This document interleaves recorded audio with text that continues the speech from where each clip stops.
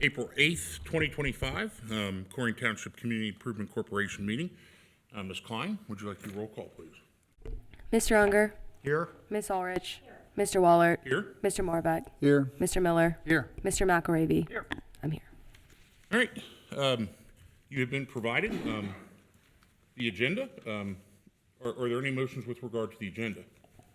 I motion we approve the agenda as advertised. I'll second that. So we have a motion and duly second. Any questions, comments, concerns? All right. Ms. Klein, roll call, please. Mr. Unger. Yes. Ms. Ulrich. Mr. Wallert. Yes. Mr. Morbeck. Yes. Mr. Miller. Yes. Mr. McElravy. Yes. I vote yes. All right.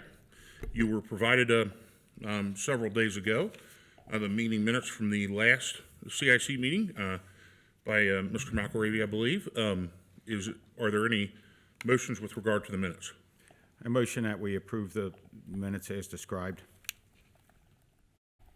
Seconds? I'll second. So motions have been duly seconded to approve the minutes that were provided in the board packet. Roll call, please. Mr. Unger. Yes. Ms. Ulrich. Mr. Wallert. Yes. Mr. Morbeck. Mr. Miller. Yes. Mr. McElravy. Yes. I vote yes. All right. Next item under new business.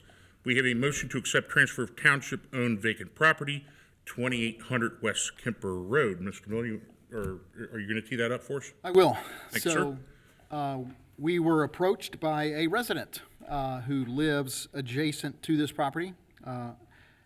Actually, on the other side of this property is our Station 109. And so we have had internal discussions with the fire department and as to whether this property would have any future need. And it appears it was a remnant that was left over when we developed Station 109 and built that out. And this is to the side, so it's at the corner of Kemper and Pippin. And it has no use to us. And so it was brought to our attention by an adjacent resident to this property if it would be available for sale. And so after running that through all of our traps here, we believe that it has no future use for the township. Later on this evening at the Board of Trustees meeting, there will be a motion on the agenda for the Board of Trustees to consider the disposal of this property by donating it to the C.I.C. for future economic development purposes.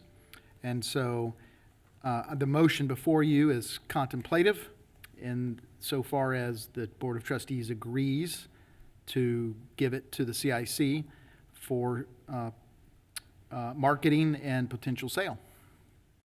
All right. Are there any motions at this time?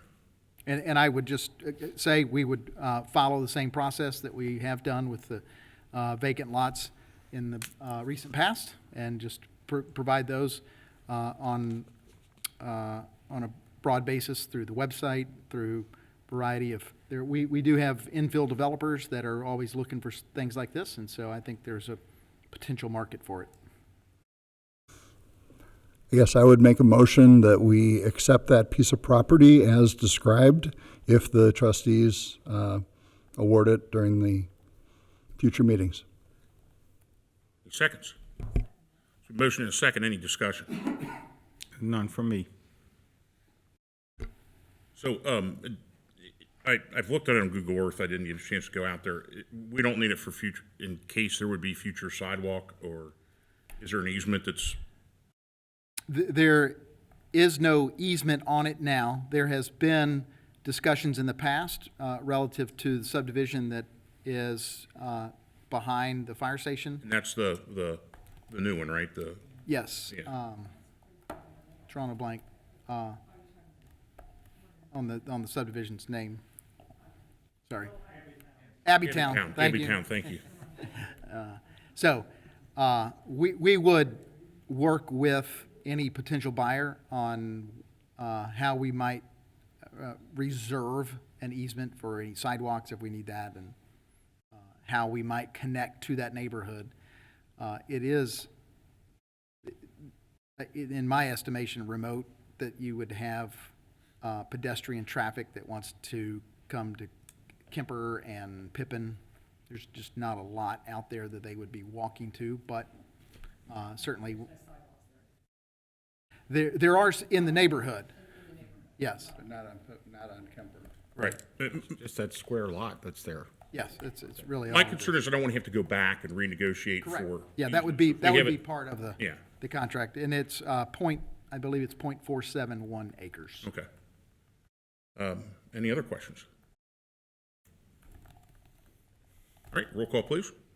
Mr. Unger, Yes. Ms. Ulrich, Mr. Waller, Yes? Mr. Morbeck, Yes. Mr. Miller, Yes. Mr. McElravy. Yes. I vote yes. All right, moving on to discussion of potential action on sale of Station 26. I don't really think we need to introduce this topic and remind people. I don't know if you want to do a quick Cliff Notes version for anybody watching on television. Okay, I can do that. And I have copies of the contracts that we have been presented by potential buyers, and I thought I'd just run through those real quick. Okay? In order of size of the offer and the amount. We have an offer from Playground Equipment Services, $550,000. It was going to, their offer was going to be the purchase price is going to be financed, which would require a Phase 1 environmental analysis. And who would pay for that? That was going to be paid for by the buyer. Okay. All right, that Phase 1. Again, I believe $2,400 was the price that I was able to find out we could get one for. That's going price on a Phase 1 for Station 26. We have an offer from the Grossbeck Collective. That was for $550,000 and $1. So just above that, this was an all-cash offer. And no Phase 1s, no environmental analysis or anything. We then have an offer from Greg Insco for $600,000, all-cash offer. We are not sure if this offer is still on the table, but that was all cash, no Phase 1. And then California Cars was the final offer. That is $650,000. It was going to be financed, and the request in the contract was that we would pay for the Phase 1. And so I'll make note that all of these offers have expiration dates in the contract, and we are past all of those dates at this point. So any future action that we would like to take, these will be starting points, and we'll just refresh with conditions that we want to place. So can I ask Yes, sir. is it appropriate to ask a question? So the Phase 1 that PES, the Playground Equipment Services wanted would be $2,400, and the Phase 1, did you say California Cars? Yes, sir. Wanted would be $2,400. $2,400. It's the same thing that It is. each one of them wants. It's the same study. So that would put California Cars at about $647, and PES would pay for it, so they would stay at $550, and then Grossbeck Collectives did not ask for that, and Greg Insco did not ask for that. That is correct.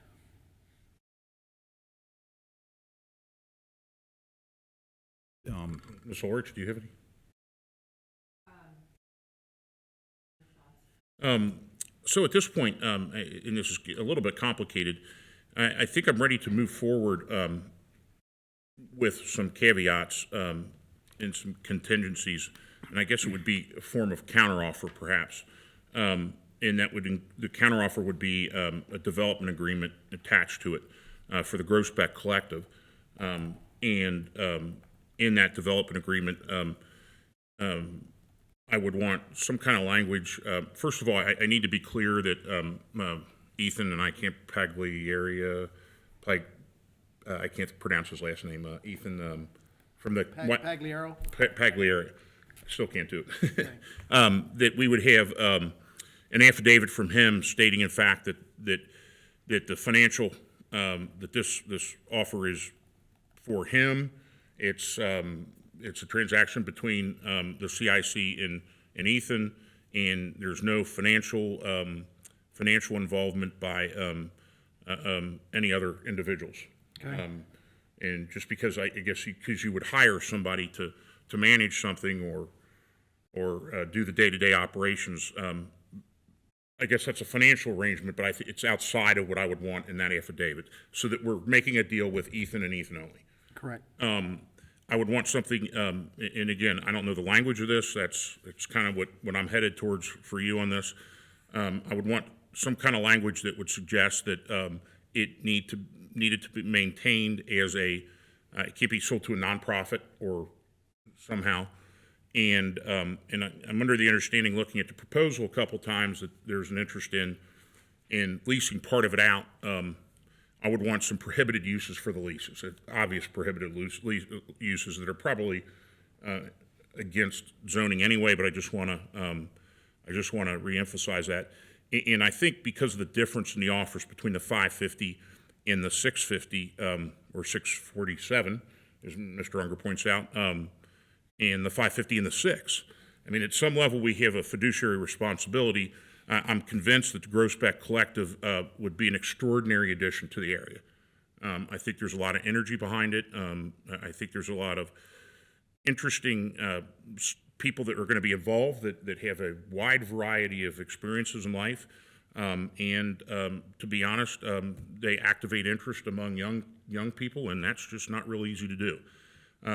So I would want to come back with, in the counteroffer, a different price. I'm not sure what that price would be, and that could be in the form of a development agreement that it could be extended over time or whatever. I mean, I guess that's something that you'd have to get input from everybody from. So that's kind of where I'm at on it at this point. I'd like to, Go ahead. before you make a motion, I think all four of these would be a good fit for it, and in being fiduciarily, if it was mine to sell, I would take the high dollar on it, which at this point would be California Cars. I don't disagree with that in a bit. 647, which means it would be valued at that, which means over the years it would generate, property taxes based on 647 rather than, and it would probably, any of these four is going to make modifications to the building, and I wouldn't want any of the four going to the Board of Revision, but if it was mine to sell, I would take the high offer. I mean, there's $97,000 difference there, so that's kind of where I'm at. I don't know.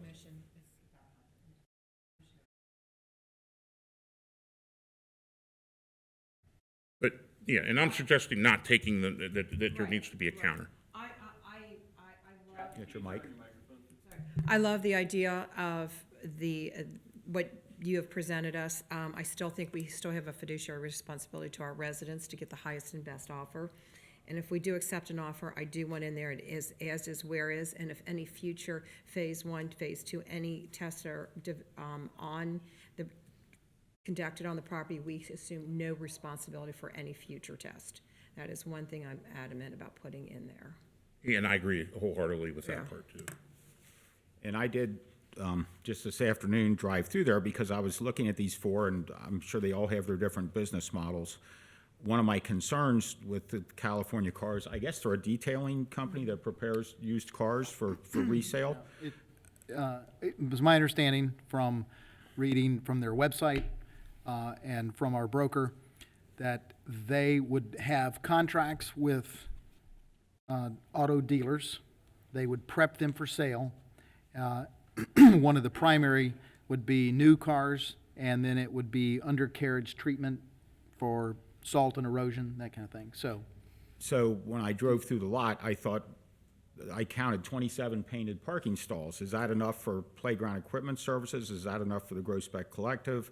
How does that work for California Cars? My hesitation would be, I wouldn't want more than 20, not that once it's theirs, and there's a zoning issue, I guess, if there becomes more than 27 cars on the lot, including their employees, does that number of parking spaces, and it's never been zoned, I guess, because it was always a firehouse, but does that number of parking spaces accommodate any of these four? I think we talked about parking with the few times we were over there. Yeah, so, There's a shed there we could take out too for more parking, and then if we. But we're not taking it out. I know, I but- mean, for businesses for future, but we took that out of zoning for, we have looked at it as well, and we can come up with some more parking.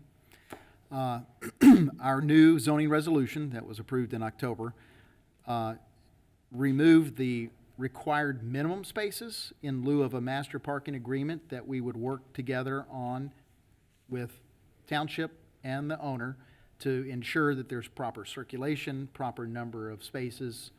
And so that's something I think that each use would dictate. It's going to depend on the use. And so some of the proposed uses from these four would require, they would all require some type of Board of Zoning Appeals hearing. And I wouldn't want any of them to have a situation where cars were sitting there for 2 or 3 weeks in the same spot. Not that, I mean, hats off to any of these four that wants to run their business, but I don't want it to become a permanent staging area for automobile, you know, there might be a car that has to sit there and wait for a month and a half for parts or something. That's not what I wanted. right. I'm not trying to get into anybody's private business, but I think with the collective, at least those cars would be circulating in and out. And I imagine with what Greg Insko would want to do, it would be the same. I don't know what kind of parking playground equipment services would need. I don't know if they were it was for a business, side business that he's doing, and it would be business probably meetings. adequate parking Yeah, there there's for adequate them, there but for him. then it comes down to the Not his machineries. $100,000 difference Yeah. in price, so. Again, many of the businesses in our community and other places, from a parking perspective, have options. That piece of property being on Galbraith doesn't have parking allotted on the street, where if it was adjacent to another business that, that was closed in the evening, they could potentially negotiate parking on the adjacent property. We have several chamber members in our community that have those kinds of arrangements, and that would be a concern for me as well, with that few of a spots for, right now we have a new coffee house, on Colerain in the back. In the morning, they have plenty of parking because Outback doesn't have any parking in that space. But if they were confined to a limited amount of space, that could be a concern. And I do think, in getting back to something, I don't know, someone mentioned earlier, I do think we have kind of some conceptual ideas of what the collective will do in PES in terms of the facade of the building. And a rough, I don't know that we have even a rough idea, but it kind of, Greg Insko's kind of, we know he's going to do something. I'm not completely convinced California cars will change a thing in that building. I would imagine there'd be some cosmetic maintenance on the building, but they haven't stated any particular plans for any upgrades, so. And while we do have a fiduciary responsibility, there's also, I think, a responsibility to the growth and future of the community. And that's something that's very difficult to put a price tag on in this case. But if we as a township are looking to retain young folks as they graduate high school and as they move on, and kind of involve them in the community, get them involved in the chamber, get them involved in other things like meetings and things like that, I think this is a natural springboard, having a place like this there for them to use for whatever it may be. I mean, I know that the organization runs pretty deep with the collective and how they plan to activate those interests. So there's a price tag that we can't count, a benefit that we can't count. We can't put a total for it based upon what they would bring into the community. And I'll be honest, I think that there's a lot of ideas that in their proposal that may just be great, and there's some that you're going to find out just aren't going to work. But we talk all the time, and I'm the first one to talk about proof of concept. In this case, yeah, you maybe don't have all the experience, but the people that are going to run it have a whole lot of people mentoring them, and that's important to me. and folks have been there in the past. But again, that doesn't discount, the price is a very difficult thing. That's why I suggest, hey, maybe we try to negotiate in a development agreement so that we can get, and if that doesn't fit their model, then maybe there's a future place for them somewhere. Because I think what they have here is very valuable and shouldn't be completely dismissed. We need to find a way to partner with these folks in moving forward somehow. If it's not the fire station, certainly in another way, but I think the fire station offers a unique opportunity.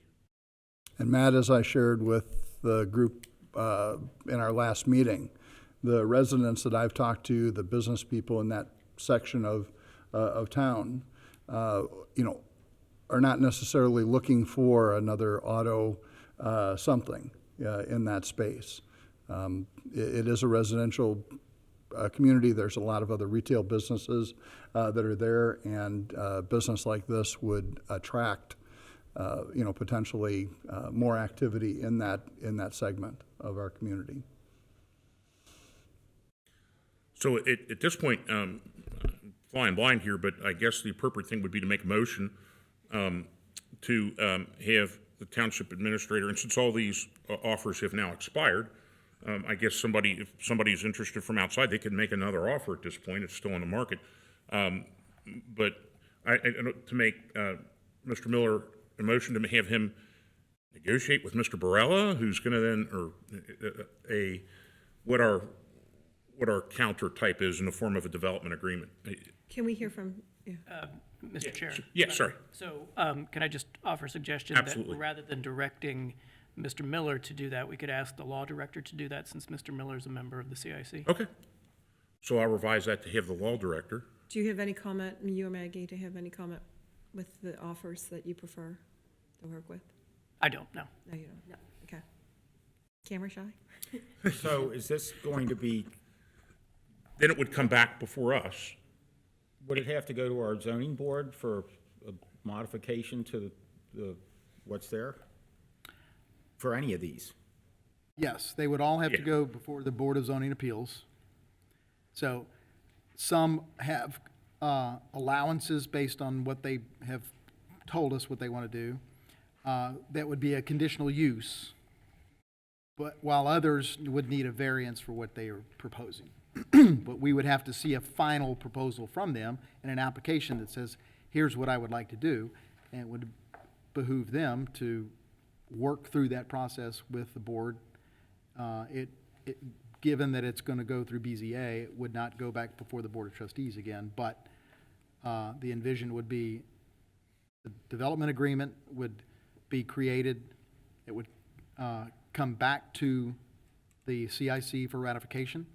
And then once we would, if we agreed on that, then we would take it to the buyer, and assuming that they would sign that, then they would move forward on whatever zoning that they would want based on what the uses would be. Whatever they need to change, they would work through that process. David, have you talked to each of these? Yes. And what is it about? I have not talked to California Cars. That was through our broker. So, Right, and I just wonder what they see there that they're willing to pay $100,000 more for it. What is it that they see that they might be better served finding a building on Colerain Avenue, although that's probably wouldn't touch a building on Colerain Avenue? so California Cars like the proximity to the Colerain Auto Mile, for lack of better description, where they could provide a service to the automobile dealers along the avenue. And so they wanted to, they saw a building, they are already operating in some other states and cities where they felt like we can use that model right here. I believe they already have some relationships with some large auto dealers relative to some other areas in the region, and they said, this is another place where we have easy access to the cars. So you're not sure if they have another location in Hamilton, Claremont, Butler County or anything? Aren't they on Kellogg Avenue now? It's Kellogg. I just looked them up while we were sitting oh, here. okay. It says California Detailing is on Kellogg Avenue. I'm not 100% sure that is them. Okay, I'm just asking, okay. Yeah, we have They wanted the proximity to Colerain Avenue and the dealerships along there. so I don't know if we have like 3 minutes left. At this point procedurally, I haven't had a second. So we're not voting at all if I don't get a second. And theoretically, we could call for a vote now, and if it doesn't carry, then it would go to the next meeting. It can be reintroduced. Technically, we don't have an offer, they're all expired, so Right. we have to get offers back to make. So would it be appropriate, and I love all four of these people for taking an interest in Colerain Township, but the $100,000 difference, I have to consider that. Right, and I guess maybe I didn't make myself clear. I'm suggesting that I'm not going to take the $550,000, that there would be a counteroffer in the development agreement. So that's, I mean, that's, To try to get them up to 650? well, whatever. I mean, I'm not going to give a number because I don't know where you guys are at on it, but that would be up to Mr. Miller, or I guess our attorney, Mr. Brody, to find that number and find that sweet spot. I think it would depend on what that development agreement Yes. looks like when it comes back. There may be other factors in there that get you to a place of comfort, that not necessarily the identical number. I don't feel that it needs to be matched, in my view. Right, I'm just saying, you could have potentially some other factors and conditions that could create an offer that is acceptable. And I think that's part of the discussion. And then I guess at that point, and I'll see if I get a second, and I just have to, that $100,000 is $100,000. So maybe I didn't make myself clear on this. I'm not taking the $100,000. No, but I was gonna go ahead and make a motion. Okay, well, we have one motion, so you would either have to amend it at this point, or we'd have to vote my motion down, or if you want me to withdraw it, I don't know. Did you get a second? I mean, I don't know. No, I did not, no. All So would it just die for lack of does anybody want to second Matt's motion? right, we'll move it on to your motion then. I have to take a look at that extra 100,000, so I'm gonna motion that you would talk to California Cars about their expired offer and see if 650 is still there. And understanding that there'd be a $2,400 environmental assessment. And, you know, if they come back and say they need to knock 100 off, then, I mean, that's where I'm at. It's $100,000. I can't blanket that. I don't understand why you keep saying $100,000, because I'm not saying accept the Well, 550. I know.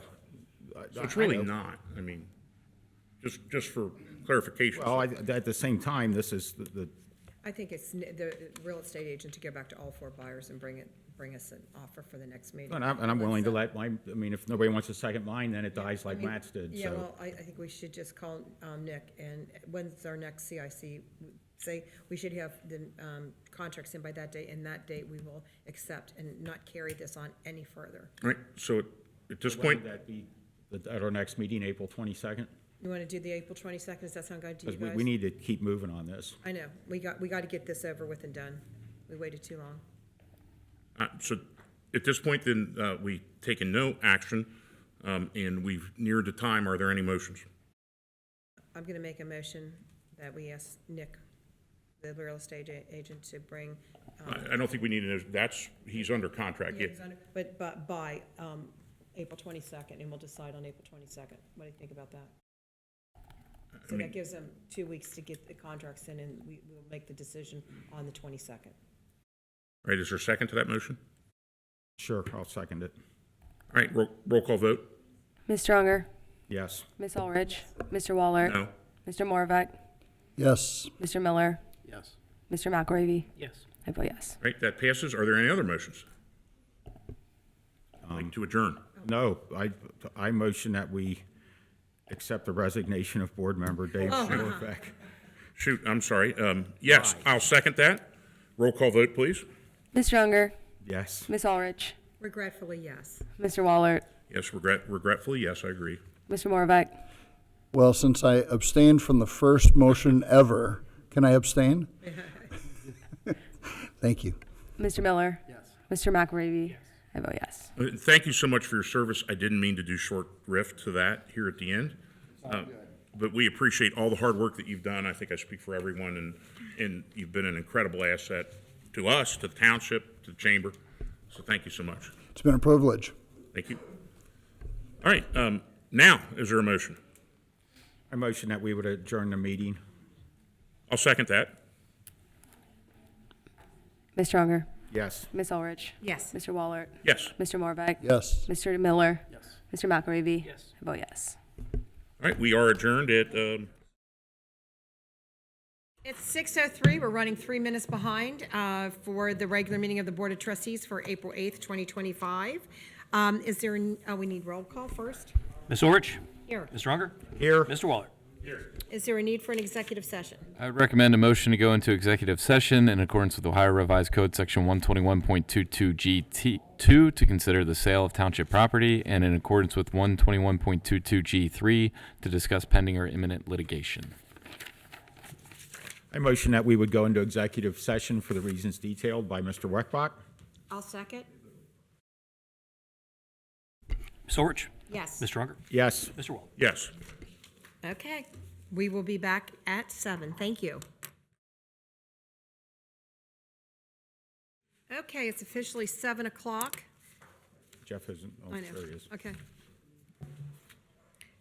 Time to start the Board of Trustee meeting for April 8th, 2025. We'll do a roll call here. Ms. Orich? Here. Ms. Stronger? Here. Mr. Waller? Here.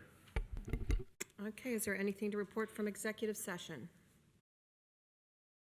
Okay, then stand up and do the Pledge of Allegiance, please. I pledge allegiance to the flag of the United States of America and to the republic for which it stands, one nation, under God, indivisible, with liberty and justice for all.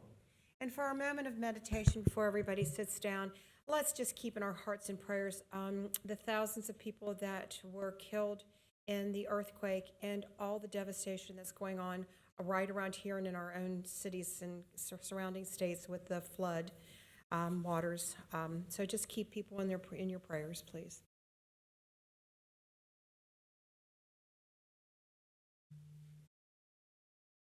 Thank you.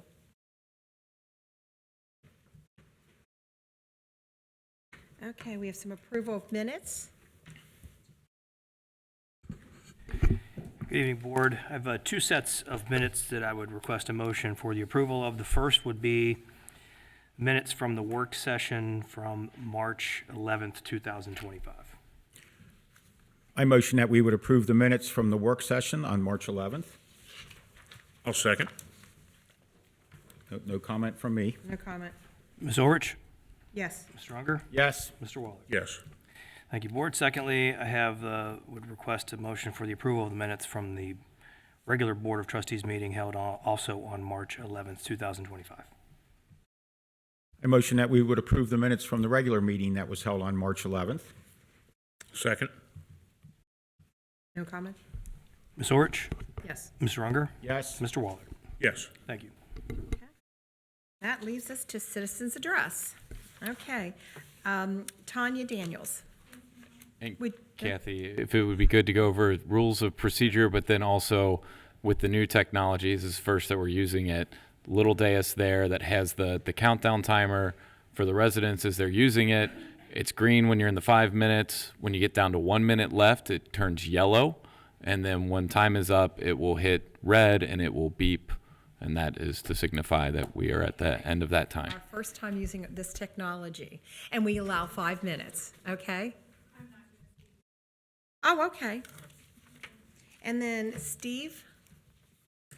Let me see. Schnettel Billy? I'm just gonna call you the Thorn. That's what you told me your name was. Okay. This is the first time for a timer, you know I was coming? Yeah. Everyone, I'm Steve Schnebley, Rayanne Drive. Not hard to say, was I it? know, now it is. Now it's not. All right, now that I have 5 minutes, I'm probably gonna have to shorten up what I want to talk about. But I'm trying to follow up with you from, I know the issue of Wawa Colerain has been discussed in a couple zoning meetings, also then by a trustee meeting approved, then went back to a zoning meeting on September 19th, 2023. With everything on the screen, everything planned, the development plan, all the Wawa, we're nice and wonderful, we're great with our neighbors, to the rules about what is a major or minor development and what about changes and the fence line from 20 to 10 feet, and then an extra 5 feet was given and talked about in that meeting. Now, I don't know if you all know, but I sent you all an email last night with a video clip and a lot of pictures, and asked if possibly that could be presented on the big screen tonight. Did anybody see that? Did I send Yeah, that? yeah, I received I it. saw the pictures, Is that a yes. yes or no possibility? No, it's not a possibility. Sorry. Picture's worth 1,000 words, and I only got 4.5 minutes left. What you would have saw was, in the video, it was your person in charge of zoning, that was, who is that? Mrs. Tawana Moulter. Tawana? Not zoning, or what'd you say? Zoning, Oh, Lori McMillan?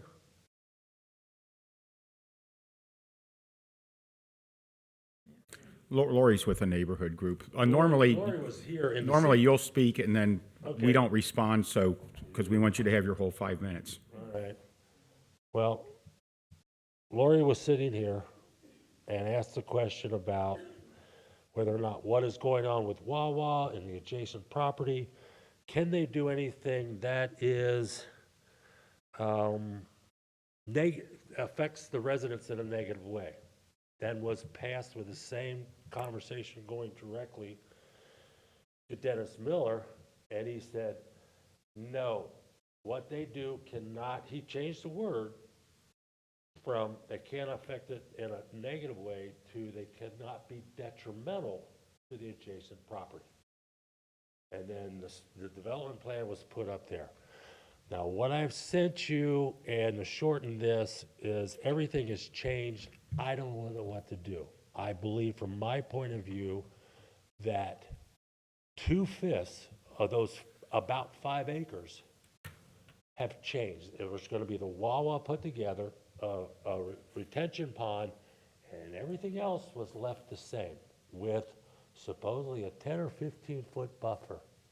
That is not what happened. In the pictures that I sent you, you will see, and I've been explained that, they made a berm, but they also then made a 30 to 40-foot berm right outside a couple. That's not a berm, that's a hill. And I showed you pictures, and this was water coming off before the rain of a couple weeks ago, previous rain, of all this mud coming through. That is a change from the original development plan of September 2023, showing nothing being put where the retention pond is, to those mounds being put. Now, I've done numerous emails, communications in various different directions, and everybody seems to be passing the buck, whack-a-mole. It's not us, look here, look there. And then the final thing was, well, and I kept referring to a development plan that I'm talking to Richard Miller, the guy in charge of doing the contracting work.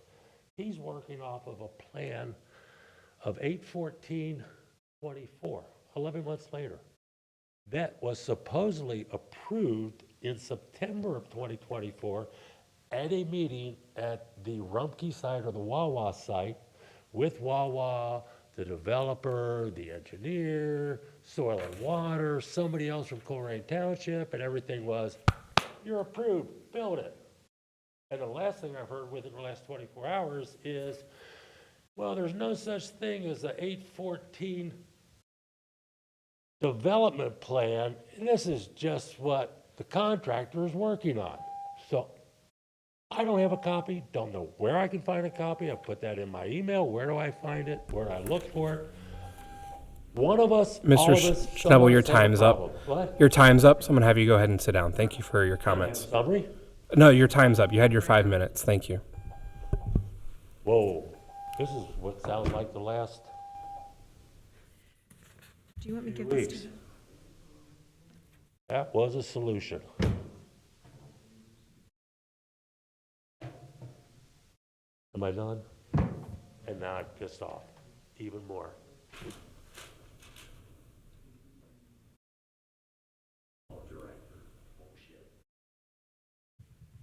Carrie Davis, please. That's it.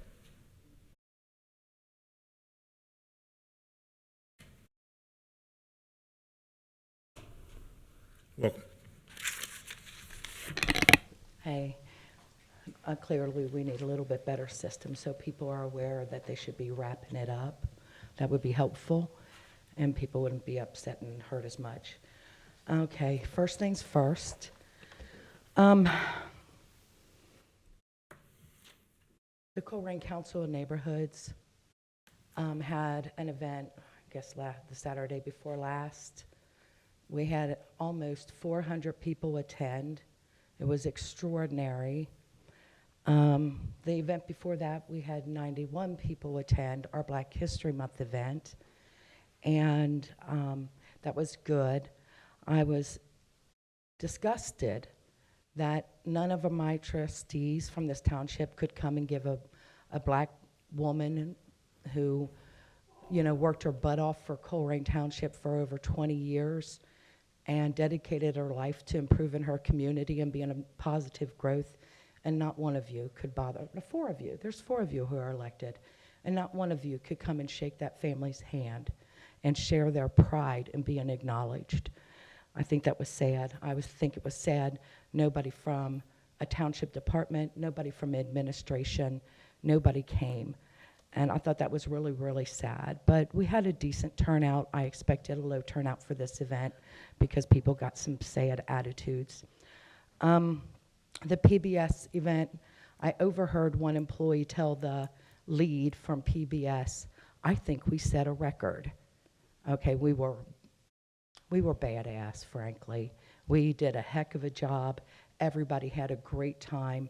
You're really missing out not coming to these events. We have police and fire spending all kinds of money to do outreach in our community. And the Colerain Council of Neighborhoods has collected over 2,000 personal contacts with residents in Colerain who don't come to these meetings, don't go to coffees with the chief, and it's a heck of an opportunity you're missing out on. I hope you all come to see the Easter Bunny. It'll be probably about 300 people, depending on how pretty it is. If we're competing with the sun, it'll be less. On your dog policy, I forgot to bring my phone up with me, but so I'll paraphrase. Emily got an email from the Hamilton County Commissioners saying that the dog warden's policy now is changed, that they will accept vicious dogs, and if a dog bites someone and it requires emergency response, then they will take that dog into custody while the case is pending to have it declared a vicious dog. So I think that's wonderful. I don't know that it's legal under ORC, but I think it's wonderful they're doing something and taking that chance. Your dog policies make it absolutely clear that you knew and have known when when all 3 of you made the policy to not respond to animal calls. I've asked you to reverse that policy. I'm asking you again today to please reverse the policy that says you will not respond to animal complaints. I think you need to involve the public in what's going on in developing these things. Like Emily said to me, she had some very specific things and a very unique view different from my own.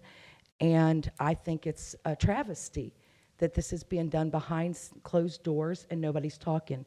We have a public safety committee through the Colerain Council of Neighborhoods.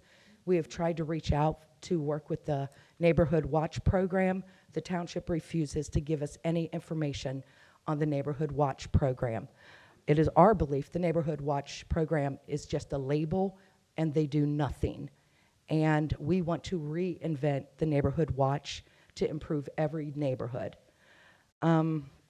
So the dog policies you're talking about, most disturbing of most of the things you guys are doing financially, selling the frickin' parks, geez, oh criminy. Turning that, so in your own documents for the senior center, you see the YMCA's making between 300,000 and 400,000. Thank you, Jeff, for putting that in there. That was very helpful information I didn't know. And we're paying them 60,000. They should be paying us. They should be paying us. We're enabling them to bring $300,000 to $400,000 into the YMC coffers. And we should definitely get their services for free as part of their rental agreement. I will remind you all again, my last year working as an event organizer, I brought in $863,000 in a facility the same size as the senior center. The biggest waste of money is you guys not utilizing that building and bringing in almost $1 million a year. Ms. Davis, your time is up. Thank you for your comments tonight. Thank you. Also, I talked to Ms. Davis, your Mark time at, is up.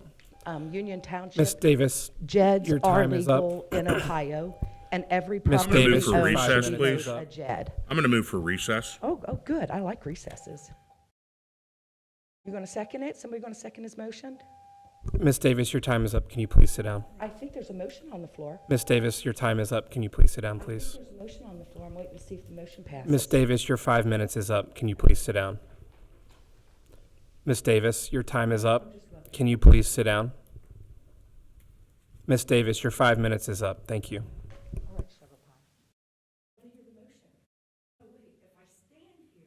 Ms. Davis, your time is up. Can you please sit down? Your 5 minutes is up. I'm done talking. Okay, can you please return to your seat? Reports now? All right, board. Next up on the administrative. Yes, it is. reports. Thank you. And we will have Chief Alan Walls come up to the podium while I pull up the reports.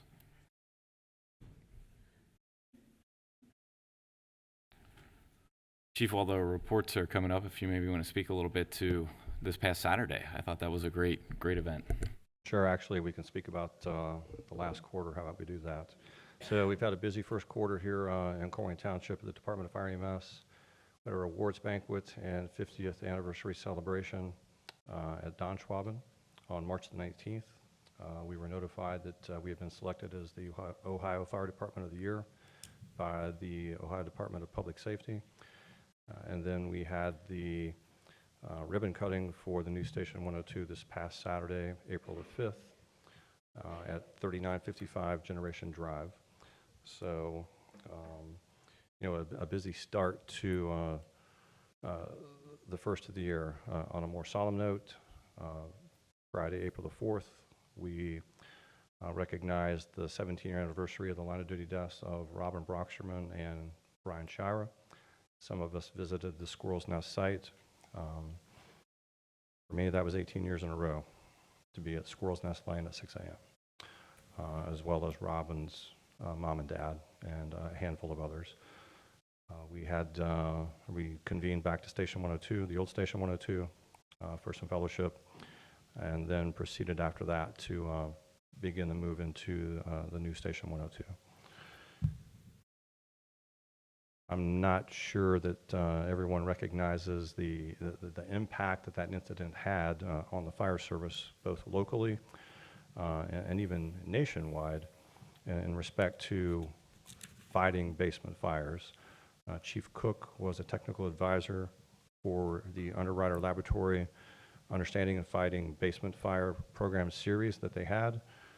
In addition, there have been countless presentations given locally, regionally, and even across the country on that particular fire. And in addition, there's a book out called 30 Fires That Every Firefighter Must Know, where the Squirrel's Nest Lane incident was one of those 30 fires. So, you know, the impact with that incident has been significant in how we fight basement fires. Now, unfortunately, you know, there are others that continue to learn the hard way. But our hope is, you know, by looking at that book, watching the series, listening to some of our presentations, they will not have to learn the hard way. As far as my report for the month of March, There were 829 EMS incidents. There were 185 fire incidents. 37 responses into the EMS contract area in Pleasant Run. There were no responses into West College Hill.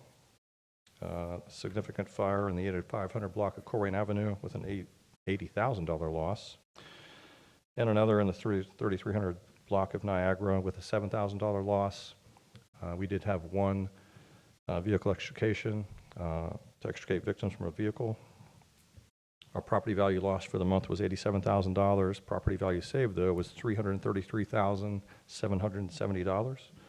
We're at an 81% save rate for the year here in the first quarter. Average response time for the arrival of the first unit was 5 minutes and 32 seconds. And first unit on the scene, less than 6 minutes, was 68.1%. And just to clarify on one thing, the fire department was not present at the Black History Month event. I apologize for that. I'm in charge of the fire department. We were, though, present at the PBS event at the Northgate Mall. And so we work with anybody and everybody in respect to outreach, and we will continue to do so. And I believe the Easter Bunny is going to be busy on the 12th because he's showing up at Station 109 as well.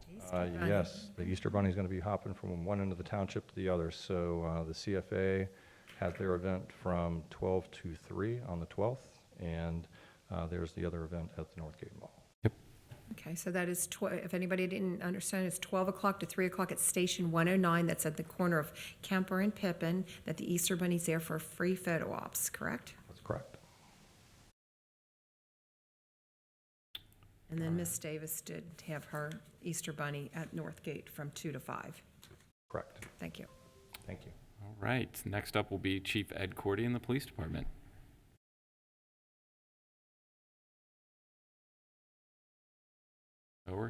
Alan's making a special secondary report. I have 1 more minute. Bernard Bud Becker. Oh, that's right. Recently, I don't see the red light. Recently passed away on Sunday. Bud was a Navy veteran. Likewise, he served for 20 years for both the Grosbeck Volunteer Fire Department and the Colerain Township Fire Department. His services are next Monday at Frederick Funeral Home. The wake is from 5 to 8 with Mass of Christian burial the next day at St. James. Thank you.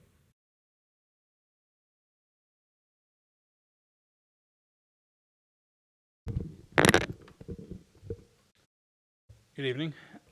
Going through the monthly stats, as you can see here, for the year, we're at 854 traffic stops. For the month, that's 347, 25 OVIs for the year so far. Our use of force tracking, we're up to 8 on the year, 6 total pursuits, and 253 arrests. Further down for me. Is that it? All right. So looking at that for the month, it was a fairly busy month. We had a 15% increase in our calls for service over March of 2024. We had almost an additional 500 calls this year compared to last year. We see continue to see a slight reduction in our motor vehicle thefts, which is a great sign. Our violent crime is down when compared this month of 2025 to 2024. We had 2 total violent crimes and 6 last year. Property crimes are also down from 88, and it was 94 of last year. Busiest days of the week were Monday and then Saturday. No rhyme or reason to it. Again, for the month, total of 98 arrests, 134 auto accidents, and 347 traffic stops. Our impact unit has made 21 targeted stops, resulting in 77 felony arrests, 22 misdemeanor arrests, I can't read my own handwriting. 161 grams of marijuana, 3 grams of meth, 4 grams of fentanyl. They had over 190 hours of investigative work as well while conducting 1 search warrant. Update on our hiring. We're currently sitting at 61 to 62 officers, with 2 of them being in the academy and 2 of them in field training. We should have Brian Huntington back to us, hopefully within the next few weeks. He's currently in Pennsylvania. He's in the second phase of his training for a new dog. First phase was learning how to be a certified trainer as a canine handler. And the second phase is actually training his new partner, as well as training all the other handlers that are on site as well. Just talking to him a couple weeks ago, he's He's lost 17 pounds, has 27,000 steps per day. Oh, wow. He's working his tail off doing what he's doing, but he's loving every bit of it. So here in the next few months, we're going to have Teo officially retired at the trustees meeting, and that'll be probably thinking somewhere in maybe June. Okay. So waiting to hear what we have from there. Do you have any questions for myself? Now, Not yet, thank you. His new dog is Ghost, or is it, wait a minute. Ghost is Andrew Morris's dog. Andrew, okay, now what's Brian's new dog's name? We're waiting to Okay. see. We'll get the official name from Brian once he's back, but Okay. he's still working on that. The given name was Telic. Telic. I'll put in my pitch for Chase, so Chase can be on the case like Paw Patrol. He's working on it. This will be the first dog that Brian, it being a handler for 10 years and his third dog, this is actually the first dog that he's had the ability to name himself as the okay, handler. So okay. he's making sure that he likes where he's at. Okay. Thank you. All right, next report will be delivered by Assistant Administrator Mays. Good evening, Board. Okay, our park vehicle count for the month of March, as you can see for Clifford Park, we had 5,255 vehicles. Colerain Park, we had 4,210 vehicles, and for Heritage Park, we had 3,981. So with the warmer weather, we're starting to creep up with those numbers, which is great. We really want our visitors to come in and see what we're doing in our parks. For rentals, we had Hall A, we had 3. We had 4 internal rentals, and we had 46 rentals for our park shelters already. For litter, we had 10 signs that were picked up, 202 bags of trash, 5 shopping carts, and 2 tires for the month of March. And that's all I have to report. Do you have any questions? Yes, could you inform the public about the water and the gates being up at Heritage and Dravo? Yes, so the flood waters are coming up into both of our parks that are along the river there. So until that water recedes, those parks are closed for the time being. So we've It's just got not safe right We've got now. a crest to, still Thursday, and then we have to, Tawana's gonna, okay. I see. Heritage was open. Oh, it was. There are still some areas where there's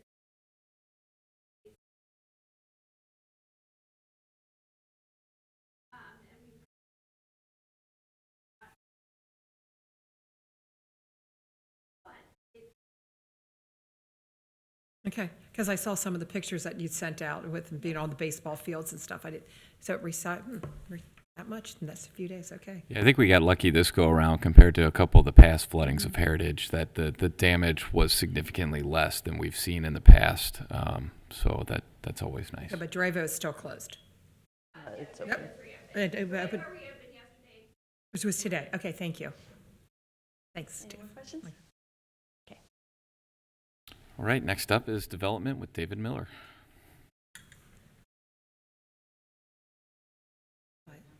I love colored charts. Thank you.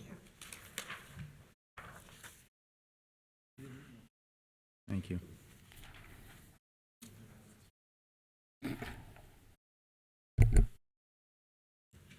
All right, winter months, as we've noted before, are always slower, just people are not building, constructing. So they are beginning to pick up. We had a total of 43 zoning certificates of variety, 4 new single home applications. Those tend to be targeted right now over on the Beavis Elementary site. So those are happening.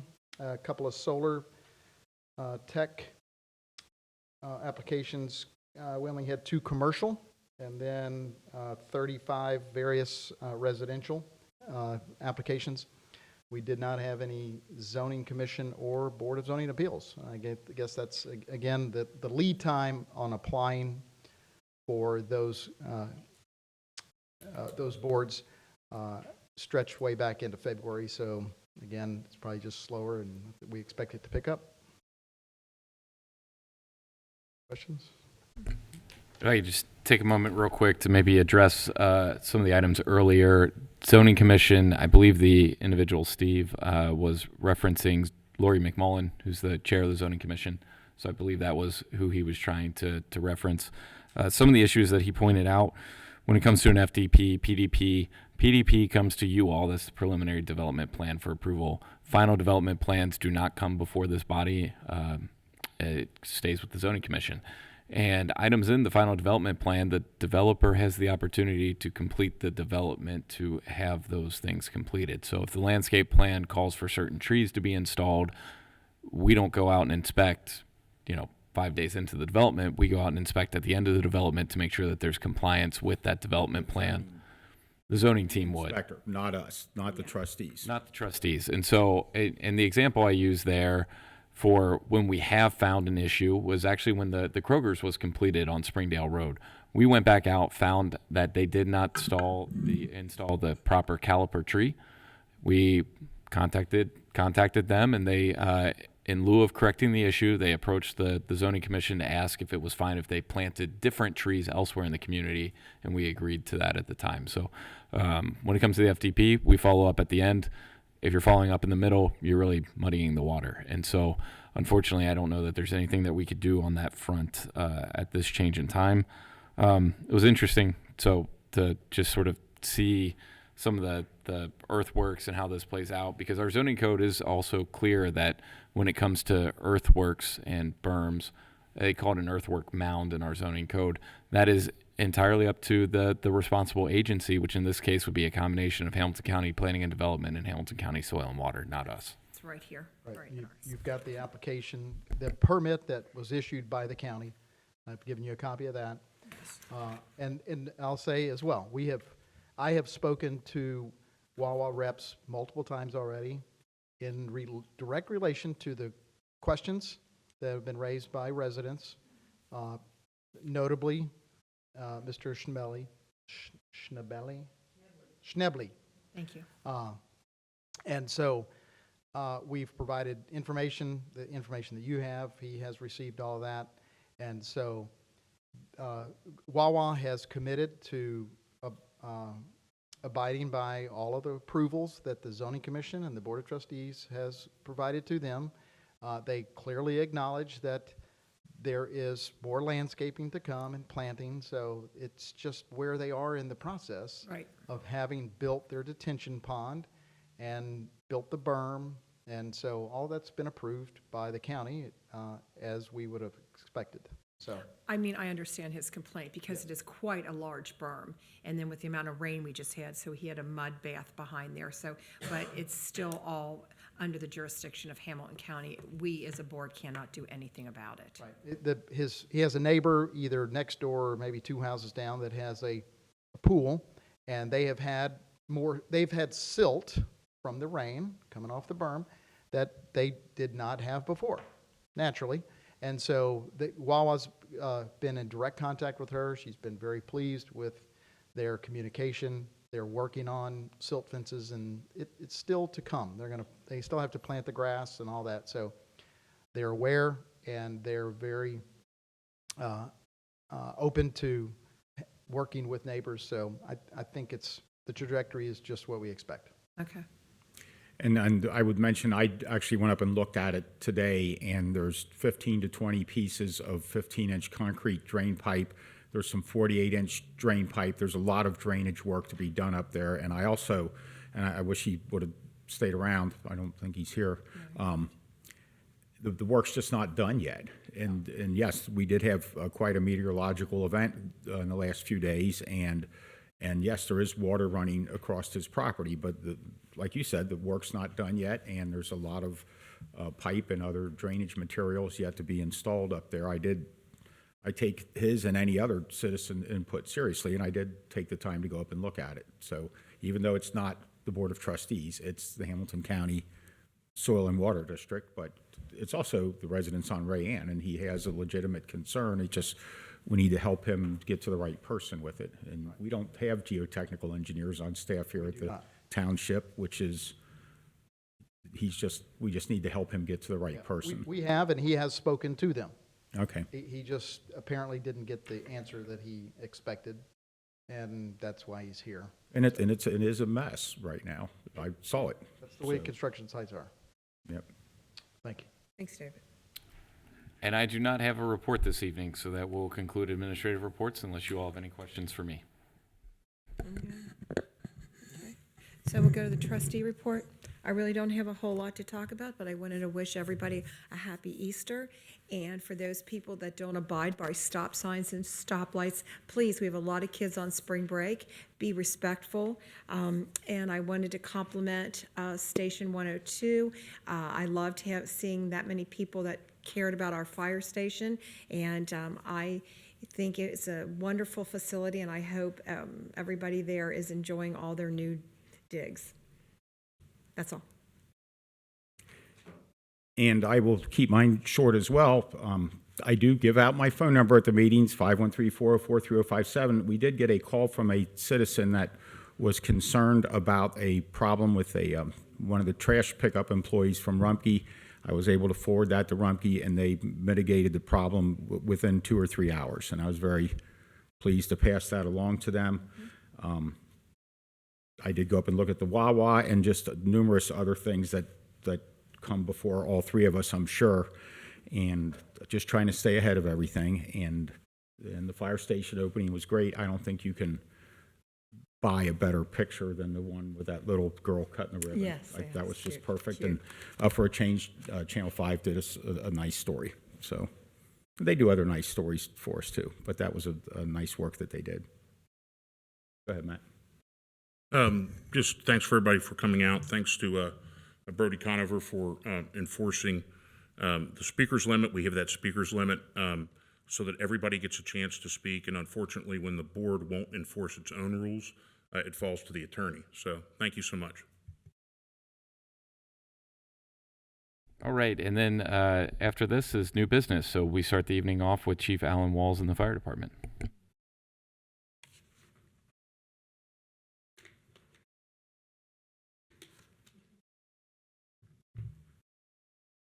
Good evening once again. I just have one item for this evening. That is a motion authorizing a pay increase for Department of Fire and EMS recruits to $16.95 per hour, and we recommend adoption of the motion. I motion that we would authorize a pay increase for the Department of Fire and EMS recruits to $16.95 an hour. I'll second that. And that's a very, it could be more, could be less. That's what it is. Hopefully these people, once they're here for the probationary period, they move up in pay. Yeah, and just to be clear, they haven't had a pay raise in 2 years. So this is in essence about a 1.4% raise per year for the last 2 years.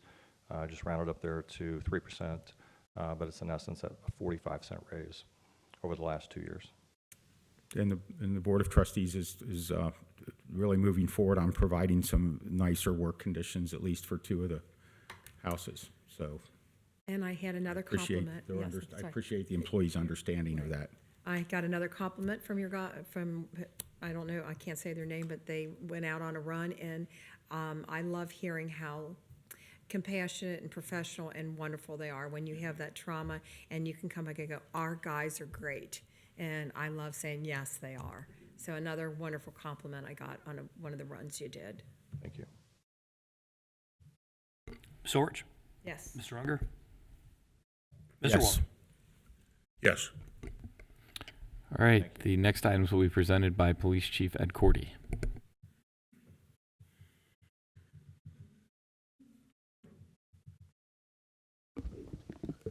Evening Board, item B is a resolution adopting the ALPR policy, Automated License Plate Reader Policy. As you know, we've been working on this policy since March 11th, being the second time in front of the board tonight. The feedback from the board of the meeting has been incorporated into the attached document. Once the policy is in place, staff will then be able to work with the vendor selected to finalize the installation of the ALPR system throughout the township. Recommend adoption of the resolution. I motion we would adopt the automated license plate reader policy to get it to the floor. Second.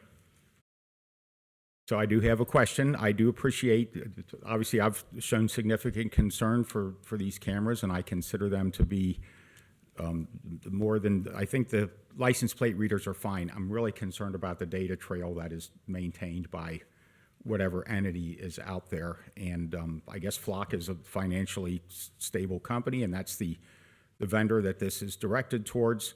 A lot of us have heard of a company called 23andMe. It was another data company, and they recently went into bankruptcy, and all that data is part of the bankruptcy estate. So we can only protect the data on this end. Once it goes down there, we don't know where it ends up at.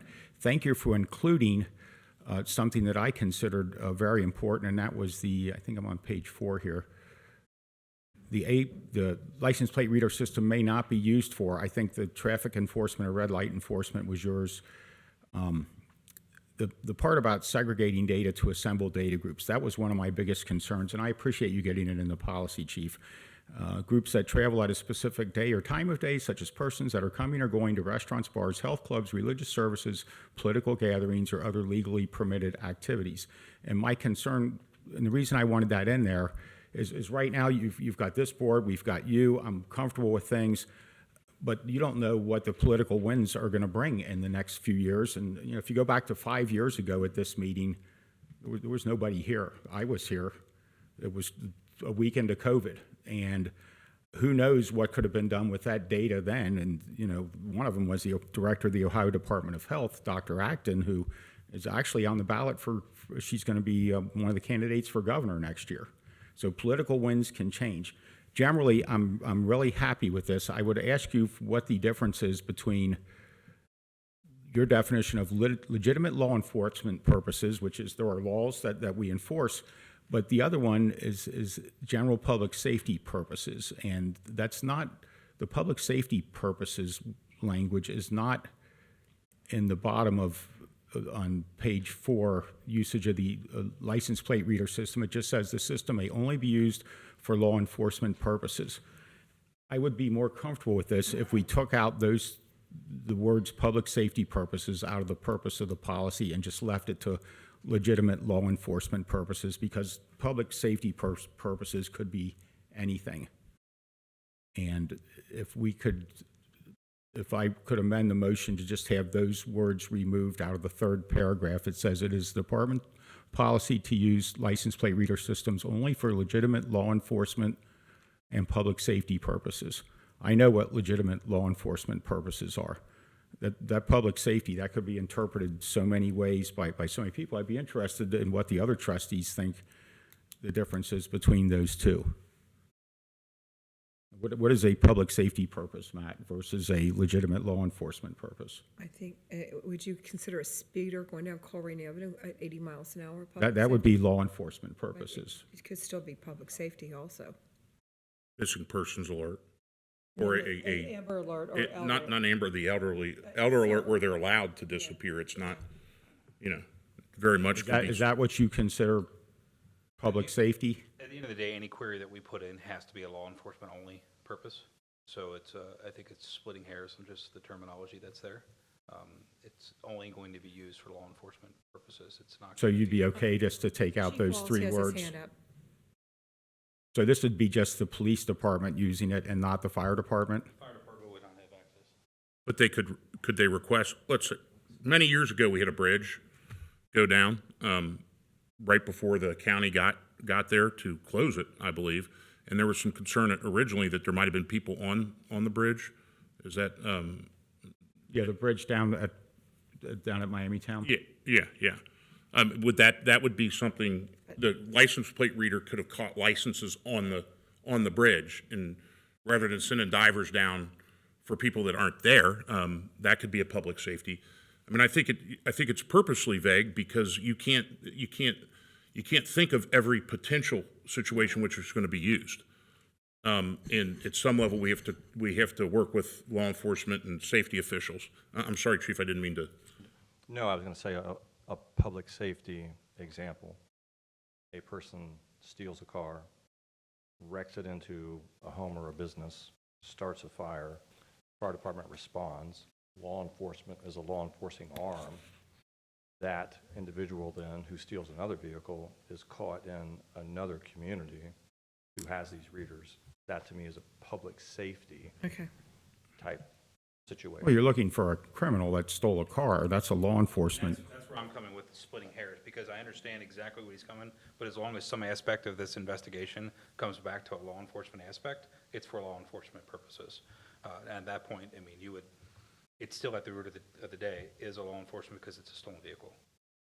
But it would be So aiding an if some investigation. executive order from the Department of Health or from the governor came down and said, we need to see that data, and, you know, we answer to them and you answer to them too, what would you do? That's not law enforcement. That's what I mean. That's why the vagueness of the public safety term. Other than that, I'm fine with it.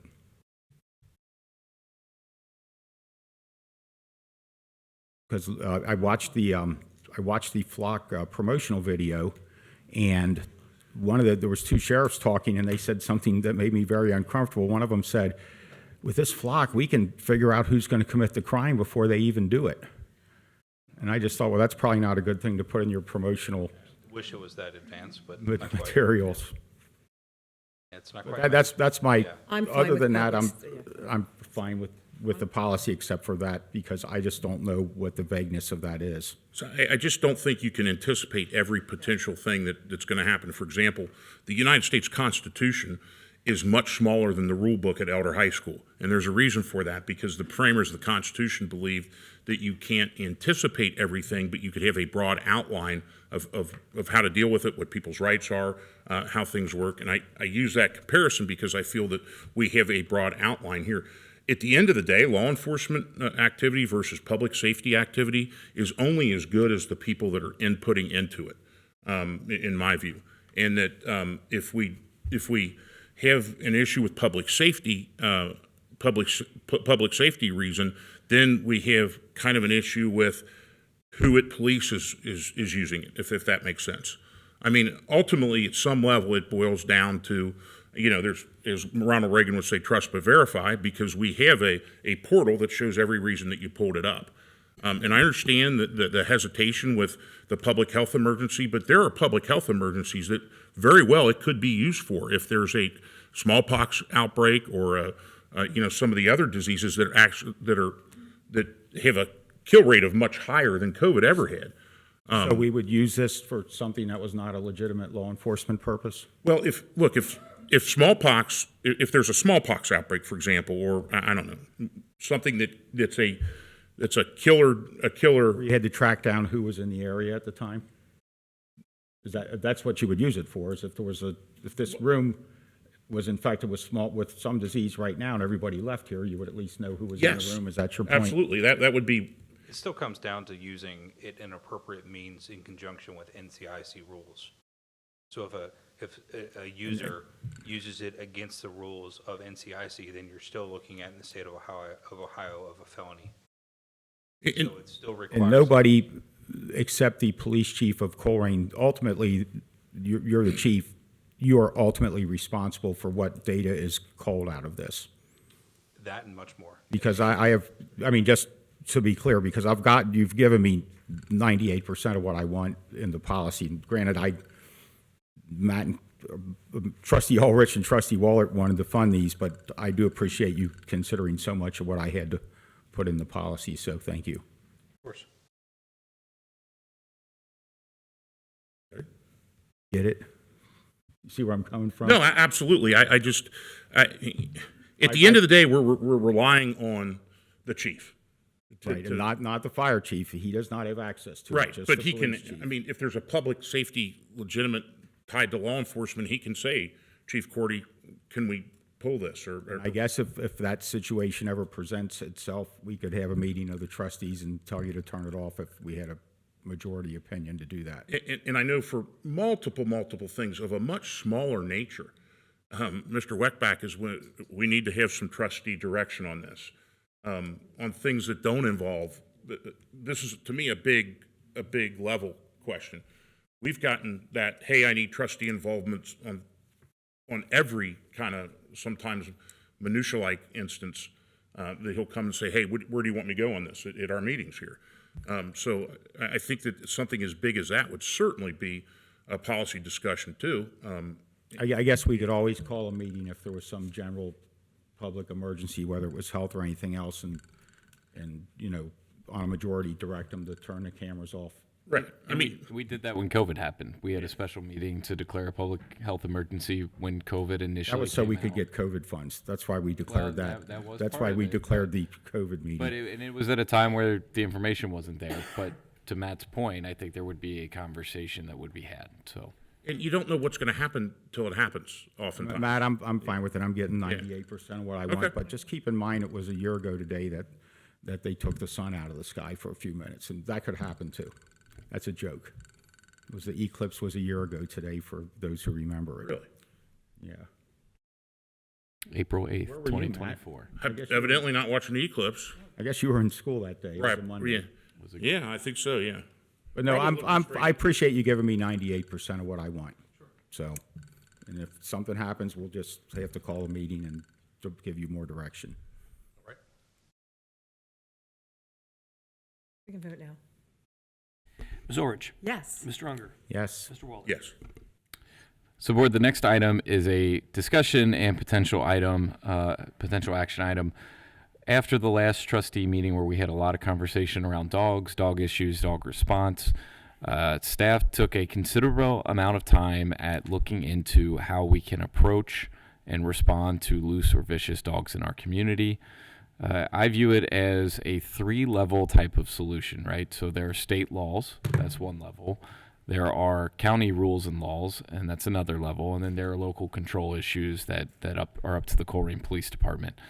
At a minimum, staff would be requesting that you all consider adopting the letter to the state delegation that is attached.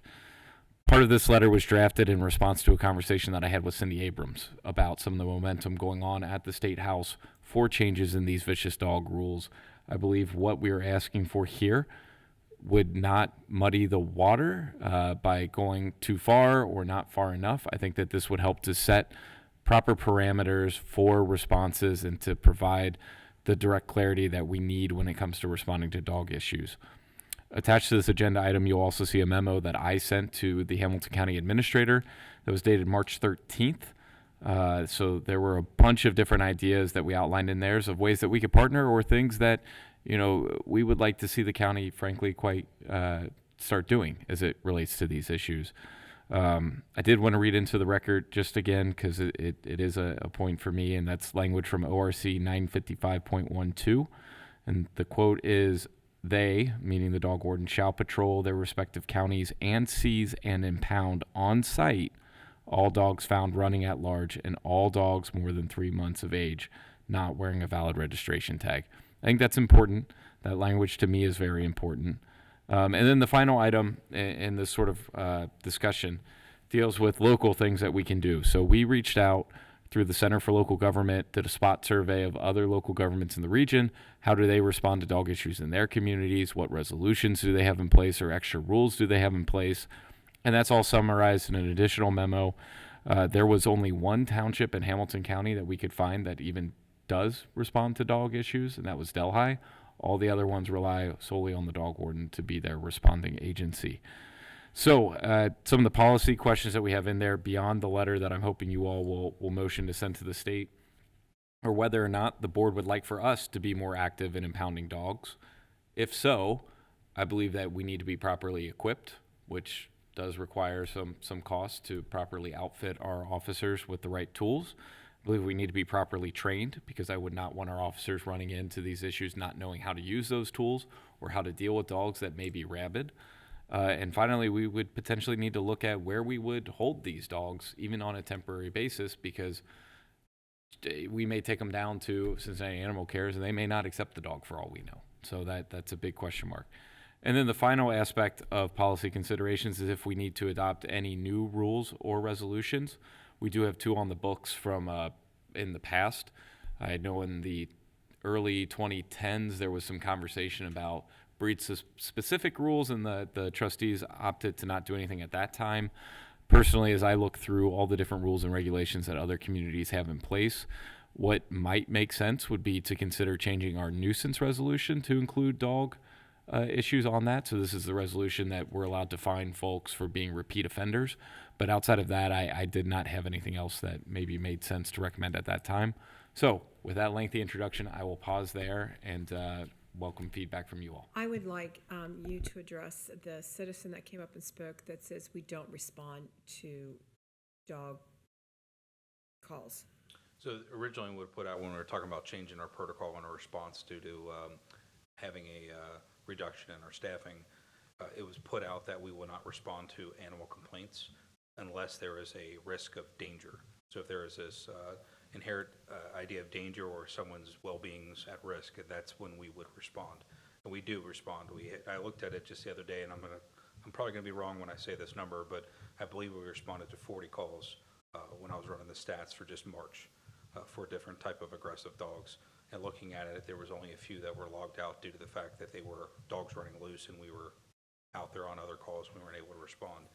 So we had numerous calls since that specific event as well, obviously involving the one where one of our officers had to shoot one of the animals. We've had a couple of different ones where we had somebody bit he was also bit pretty bad at McDonald's, and we were waiting for the dog warden to come out, and we ended up having to just get him into the back of one of our cruisers and drive him directly down there, saying, you got to take this dog. And that was our only recourse on that. So, I mean, we absolutely respond to these. We are going to them. If it's a loose dog and there's no additional information and it's a refused caller and all of our officers are something else, they'll check the area later, but they're not going to be able to go to those due to the staffing issues and the amount of calls. As I said, we had a 15% increase in calls for service just last month over 2024. I will say that I have reached out to elected officials who got an official, unofficial finding from the AG's office on the comments have made about can the police officers enforce the administrative code. And the phrase that was said to me was, show us where it says in the ORC that police can enforce administrative code, and then you can. And then the answer to follow up with that is it says it's not in there. So at no point does it say that police officers can enforce the 955 section or the dog section. I understand the dog warden's statements, and a lot of her statements from her mouth is based upon her experience in California. It's not the same in Ohio. I mean, she's understaffed. She needs more folks. I think we all can understand that. But at the end of the day, this is an area that's outside of our purview, unless we have direction otherwise. Yeah, I don't see it in our budget to house dogs and more training.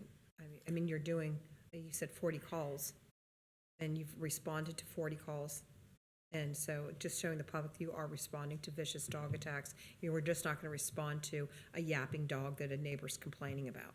Yeah, if we're available, we still try our best to come out there and respond to those. But that is one of the calls that we can divert due to. I mean, the dog attacks were not due to anything that we're not doing. No, I mean, our officers were on scene of that call within minutes. Right. They actually self-expedited to it, seeing the update in the communication center, and they were on site within just minutes. Right. And I believe all 6 of the officers available working that day were there for the length of an hour while that event was able to be stabilized. So multiple points on this. Number one, I think, and I guess at the end, maybe I'll make a motion that we adopt the letter. Sorry.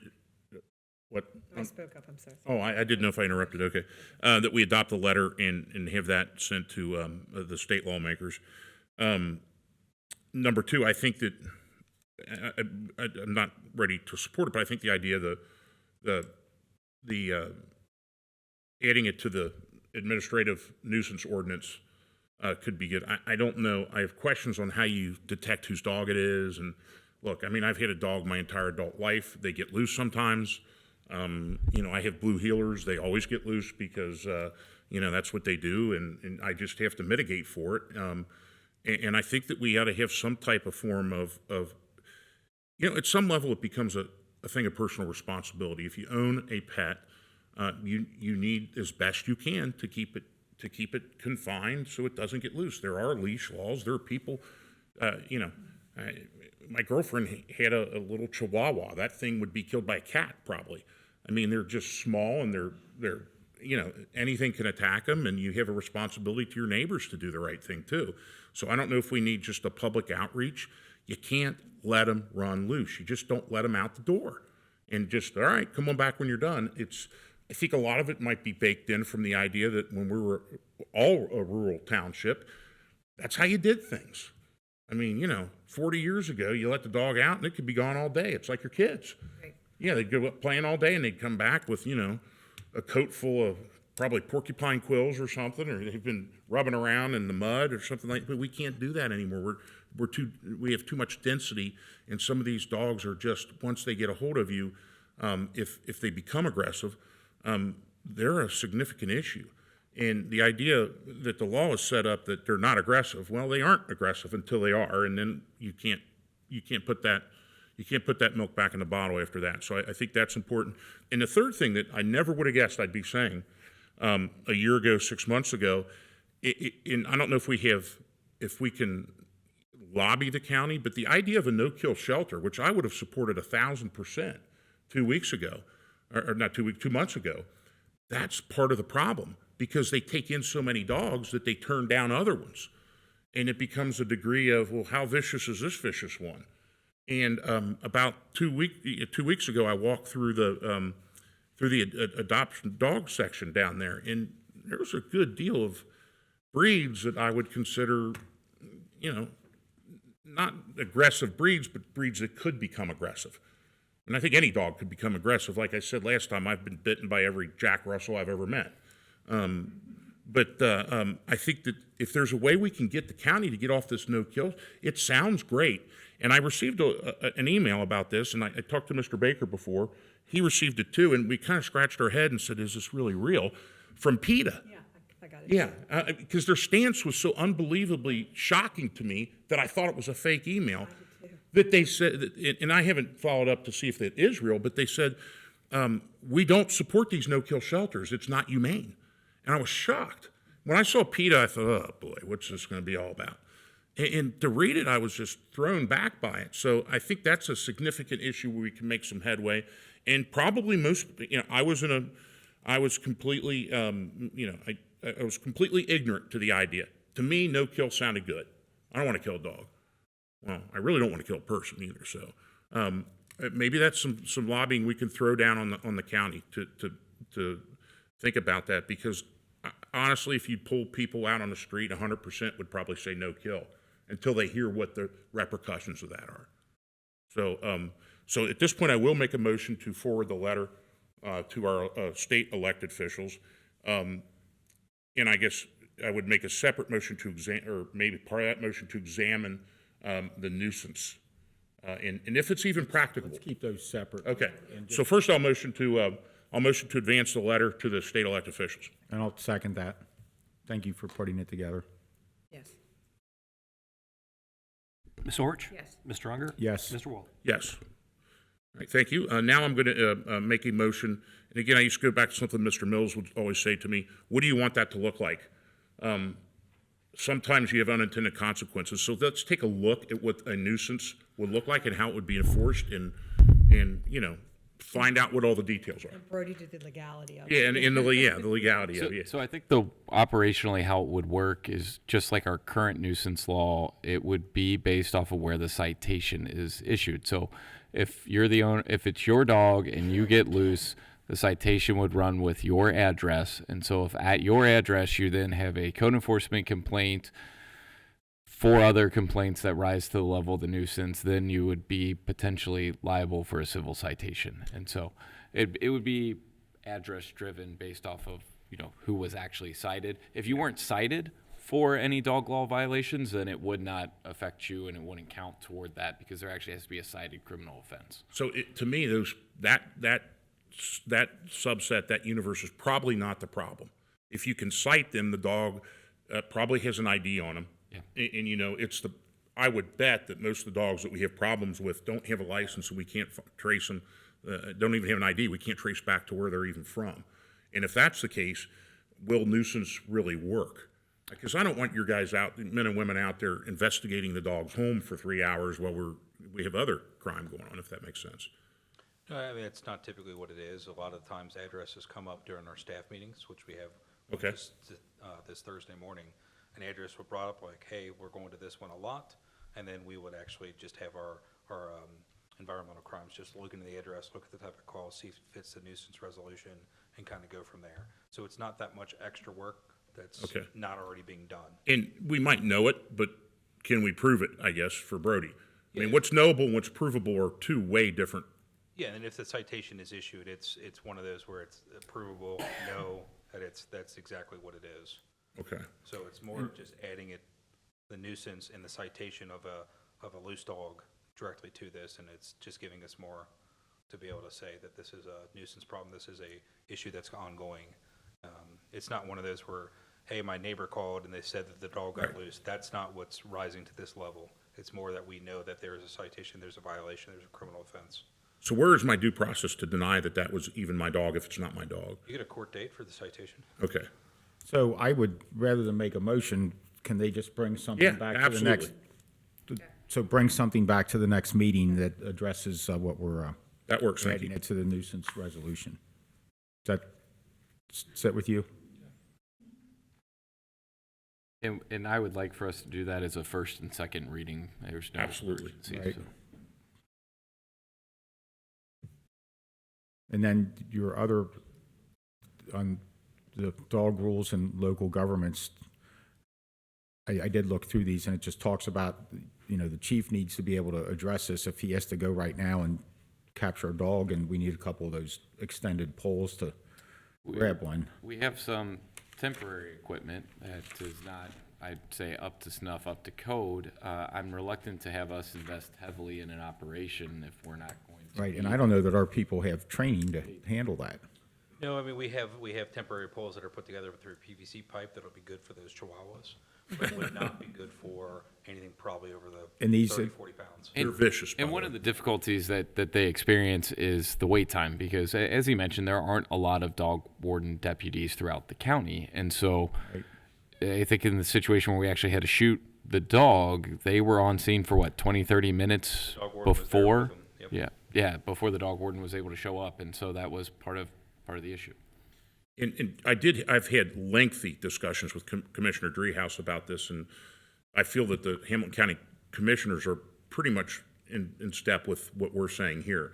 That this effort, the change in policy is something that was a direct result of us sending the letter out that we sent out, and then the fallout from that from the commissioners, because that next day I got a call, and I'm like, well, you guys are paying attention now. And if you watch the commissioners meeting that week, every single one of them is pounding our view on it, and it's just really good to see that they supported us on that. And I think that and I've had follow-up conversations with several of the commissioners, making sure that the policy directive they gave is actually being enforced. And it's not like, okay, we'll do that, and other things aren't happening. And we had another incident like that I got a copy of the report from you, and I got a narrative from you, and I sent it forward. And we're just going to have to stay on them. Yeah, and luckily, talking with Representative Abrams, it sounds like there's some legislation that's in the works that they're going to have Senator Blessing's going to put together at the same time, and they're hoping to have it out by early summer. That's going to take away some of this language, and immediately they shall do this, they shall do that, and it's going to be a lot more extreme to help us out. So. And as you all continue to discuss with the county commissioners, not only because I really enjoy good acronyms, but in the memo I reference a potential program called a LEASH program, Law Enforcement Animal Support and Handling. And essentially that is an upstream idea that, if somebody is concerned that they have a neighbor that has a dog that they can't keep confined, creating a hotline similar to our code enforcement processes that would then send out an individual from the dog warden, maybe somebody from public health, maybe somebody from the local code enforcement to talk about improvements that they could make in order to be a better dog owner, so that we don't see a dog get loose, attack somebody, and then have some sort of horrible loss of life or injury. And so really, as we continue to look at the next level, I think it's considering those things that are going to help us make our residents better dog owners along the way too, similar to what you were saying earlier, Matt. And then one of the other, on the bottom of the memo, the dog rules in local governments, staff recommends adding violation of dog laws to the township's nuisance resolution. You're going to come up with something for 2 readings. The last thing says, if the board desires to move forward, you recommend the purchase of poles and cages and build out space in the impound lot. I'm very concerned about keeping dogs. Anytime I come up here, every one of our police personnel is out on a run.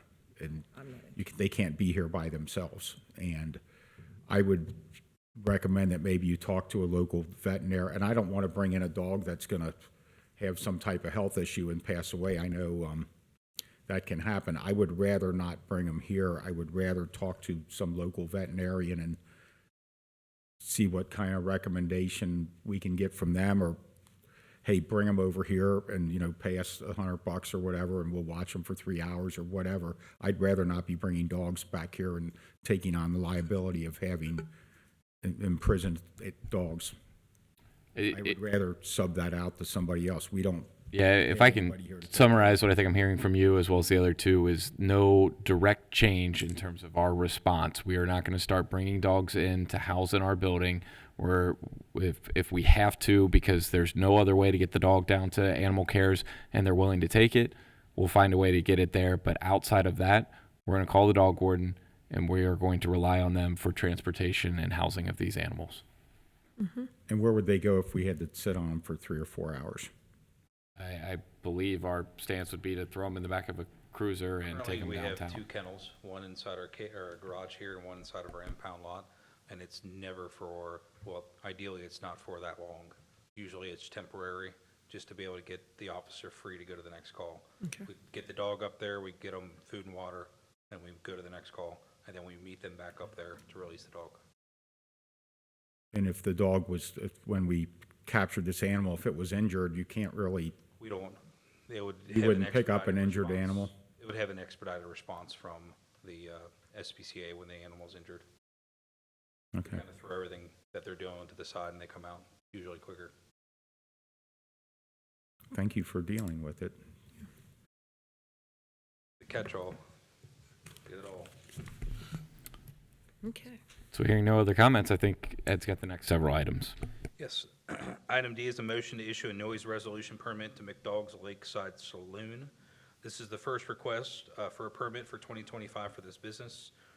The permit is from May 3rd through September 27th from 2 p.m. to 10 p.m. Recommend adoption of the motion. I motion we issue a noise resolution permit to McDogg's Lakeside Saloon. I'll second. My only discussion was, you did put that on the agenda right after the other, as we discussed the other day. Sure. No other comment. Ms. Orich? Yes. Mr. Unger? Yes. Mr. Waller? Yes. Okay, item E is a resolution declaring nuisance and ordering abatement. This resolution allows for the removal of uncontrolled vegetation and/or refuge at the following properties: 9830 Colerain, 9824 Crusader, 6705 Grange, 9391 Pippin, 11621 Pippin, 2881 Royal Glen, 2325 Washington, 3165 Windsong. Recommend adoption of the resolution. I motion we approve the resolution declaring nuisance and ordering abatement at the properties described by the chief. I'll second. Ms. Orich? Yes. Mr. Unger? Yes. Mr. Waller? Yes. Okay, item F is a resolution declaring a junk motor vehicle at 2325 Washington. At this address, there are 3 vehicles. There are 2 of the same make and model and year. The first one being a 1997 white Pontiac Sunfire. The second and the third being a 1997 green Chevrolet Blazer. They are actually on the address sitting right next to each other. Recommend adoption of the resolution. I motion we approve the resolution declaring the vehicles at 2325 Washington Avenue as junk motor vehicles. I'll second. Ms. Orich? Yes. Mr. Unger? Yes. Mr. Waller? Yes. Item G, resolution declaring a junk motor vehicle at 2378 Roosevelt. At this address, there's a 2000 black BMW 328i. Recommend adoption of the resolution. I motion we approve the resolution declaring the vehicle located at 2378 Roosevelt Drive as a junk motor vehicle. Second. Ms. Orich? Yes. Mr. Unger? Yes. Mr. Waller? Yes. Item H, resolution declaring a junk motor vehicle at 2813 Merriway Lane. At this address, there is a 2006 blue Ford F-150. Recommend adoption of the resolution. Motion to adopt resolution declaring a junk motor vehicle 2813 Merriway Lane. I'll second it. Ms. Orich? Yes. Mr. Unger? Yes. Mr. Waller? Yep. Item I, resolution declaring a junk motor vehicle at 2885 Regal Lane. At this address, there is a 2003 gray Ford F-150 with a Ohio plate GPD 7192. Recommend adoption of the resolution. Move to adopt a resolution declaring a junk motor vehicle 2885 Regal Lane. I'll second Matt's motion. Ms. Orich?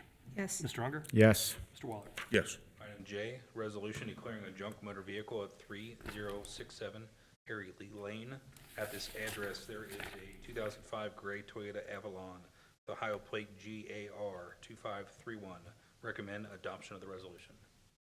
A motion, we approve the resolution declaring the vehicle located at 3067 Harry Lee Lane as a junk motor vehicle. Second. Ms. Orich? Yes. Mr. Unger? Yes. Mr. Waller? Yes. Item K, resolution declaring a junk motor vehicle at 3506 Niagara Street.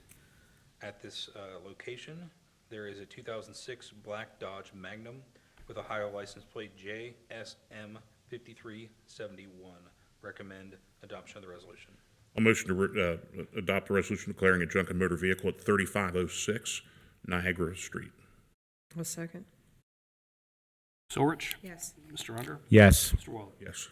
Okay, item L, resolution declaring a junk motor vehicle at 7239 Swirlwood Lane.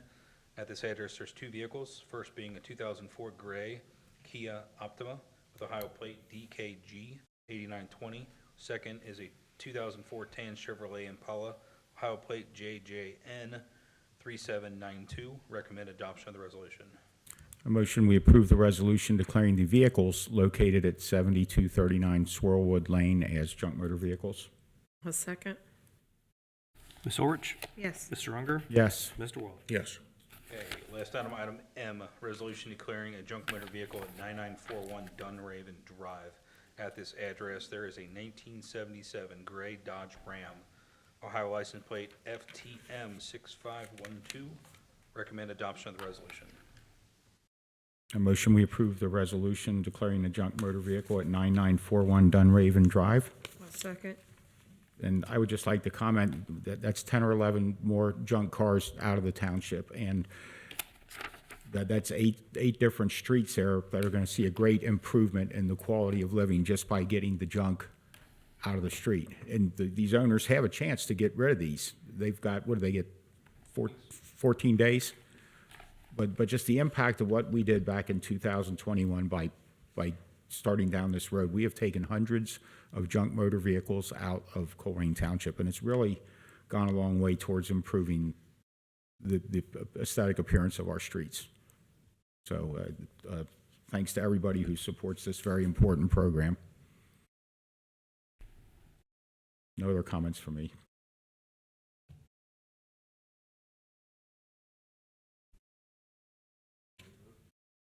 Ms. Orich? Yes. Mr. Unger? Yes. Mr. Waller? Yes. All right, the next items will be presented by Assistant Administrator Mays and Assistant Director of Public Services, Tawana Moulter. As a brief intro, these are discussion items for the trustees. These were all items that were contained in the strategic plan for us to explore within the first quarter of this year. And so Tiff and Tawana are here to provide an update and facilitate conversation. Board, over the last few weeks, we've supplied memos regarding the research we've conducted over the 4 initiatives with the strategic plan. So we're here to answer any questions that you may have regarding park sales, park foundation, senior center, and any other items that were discussed in those memos. Thank you for putting these items together. On a number of these, I pushed very hard just to get some research on them. When you're facing contraction of the government, I don't think that you take anything off the table, and you look at every potential action. from my point of view, the park sale, which I didn't think was really going to work, I didn't want to give those to Hamilton County, but or sell them or do whatever. But I think that you have to look at it. But I mean, I agree with the consensus you reached in your memo about that. The park fees, which I was a little bit more optimistic about, in using the admissions not for all, but specifically for heritage, because of the number of things that have been added there with, you know, the cricket fields and the rock climbing. I think now it's probably, we've got the information, probably a pause on that to see if we can come up with more information, in my view. But again, I think you have to have the data. You can't make the decisions without excluding any potential item. The community center funding is something that, again, that I push very hard. I think that there's an opportunity probably in that area to maybe reduce costs. And when we talk to when we go to renegotiate, I think that's, I can't find where I wrote it down, December of 26, 25. Yeah, I believe the contract is up at the end of next year, so we'd be negotiating with YMCA at some point next year. I mean, I think there's some opportunity there, maybe cut the administrative costs, and I don't know if it's a trade of space or whatever, township, not services, but township assets in terms of, you know, you can use this, you can use that. That could be helpful. I'm still, even though it draws a pretty difficult picture, I'm still an advocate of the Park Foundation. And I understand that it's a huge mountain to climb, but you don't get it climbed until you take a step, is kind of my view. I still think that for a long-term sustainable park system, that would be perfect. And I don't know what that looks like. And you know, you've talked, and I know professional fundraisers from other areas of life, and they cost a lot of money. And everybody gets, the same people across the county get tapped for every potential thing. It's kind of almost a joke, because if you trade fundraising lists, whatever, political purposes or whatever, a lot of names are duplicative. But I still think that this should be something on our long-term radar, a Park Foundation.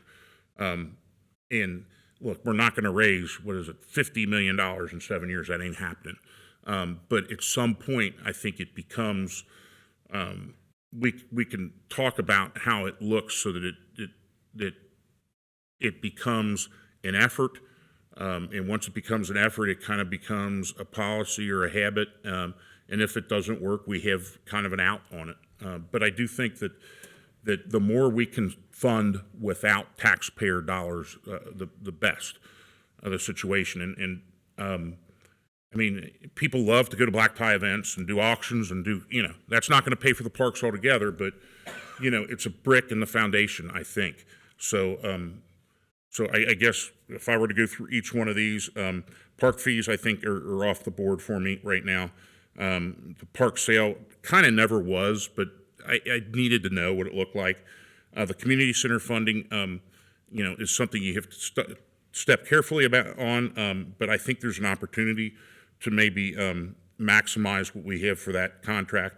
And the Park Foundation still kind of, it's still kind of a dream for me in the back of my mind. So those are how I view on it, and I thank you for all the work putting these together. I think I challenged everybody, you know, the first of the year, hey, these are things I want to hit and talk about, and you know, you guys have done a great job putting it together, and I'll wait and listen to my colleagues.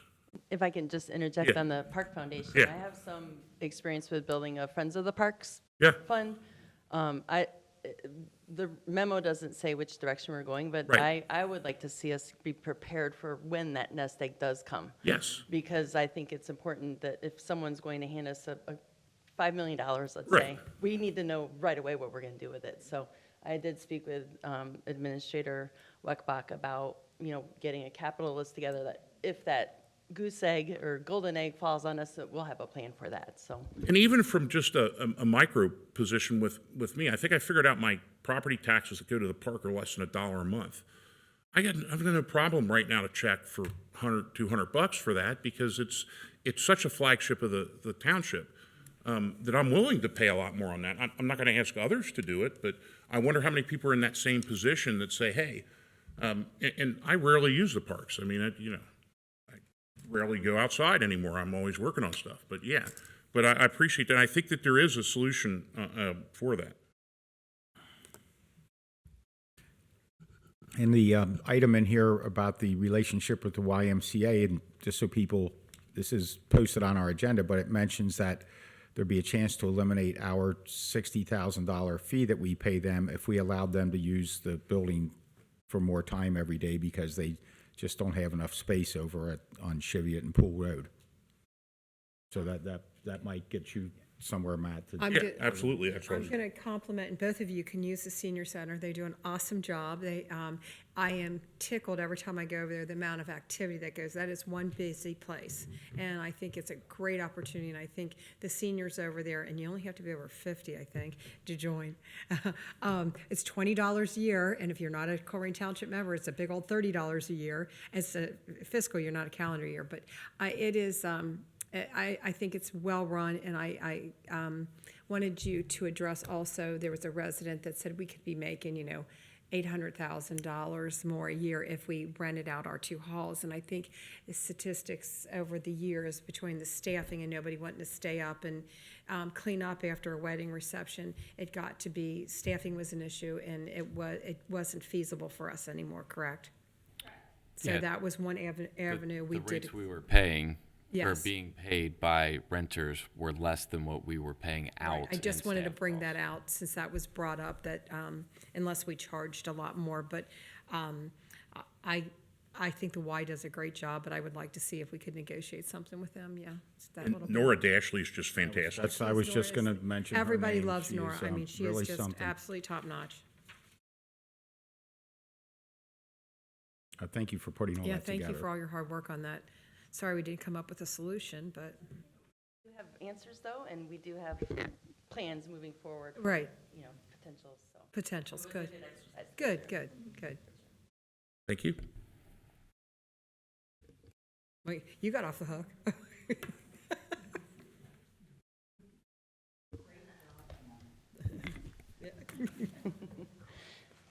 Okay, moving on to the next item on the agenda is, what do we have here? B.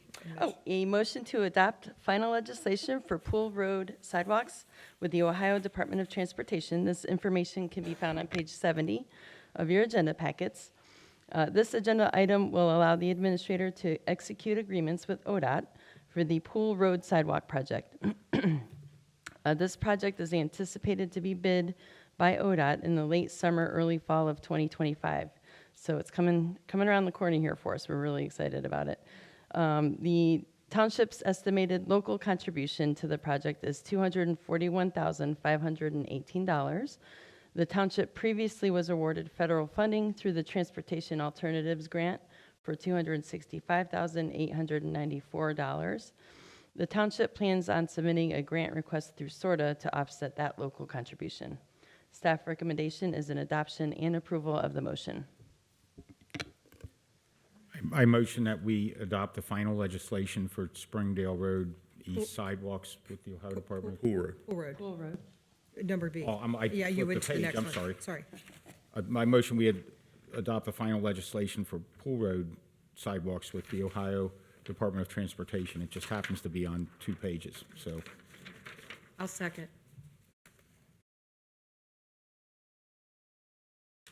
Ms. Orich? Yes. Mr. Unger? Yes. Mr. Waller? Yes. Thank you, Board. The next item, similar to the previous, which Trustee Unger was alluding to, is the motion to adopt final legislation for the Springdale Road sidewalks with the Ohio Department of Transportation. This portion of the project is the portion going from Colerain Avenue to Laura Linda. Item information can be found on page 81 of your agenda packet. And just to reiterate, this is the similar agreement, but I'll list off the funding here for the board. The township's estimated local contribution for the project is $258,567.50. We did receive a transportation alternatives grant similar to the other project for $262,615. We also received a grant from the state of Ohio to cover $563,000 $572.10. We also plan on submitting a sort of grant to cover and offset the local contribution. So these projects we're really, with these grants and fundings, we're looking at minimal taxpayer dollars for that. So we're excited about that. Staff recommendation is the adoption and approval of the motion. I motion that we would adopt the final legislation for Springdale Road East sidewalks with the Ohio Department of Transportation. I'll second. Ms. Orich? Yes. Mr. Unger? Yes. Mr. Waller? Yes. Thank you, Board. Thank you, Tiffany. All right, the next items will be presented by Development Director David Miller.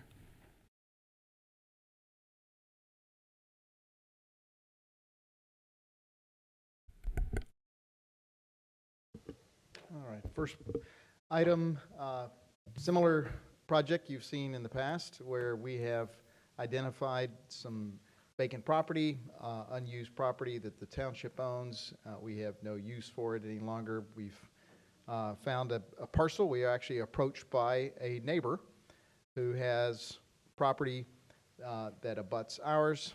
That happens to be a lot of .471 acres next to Station 109 at the corner of Pippin and Kemper. So the address is 2800 West Kemper.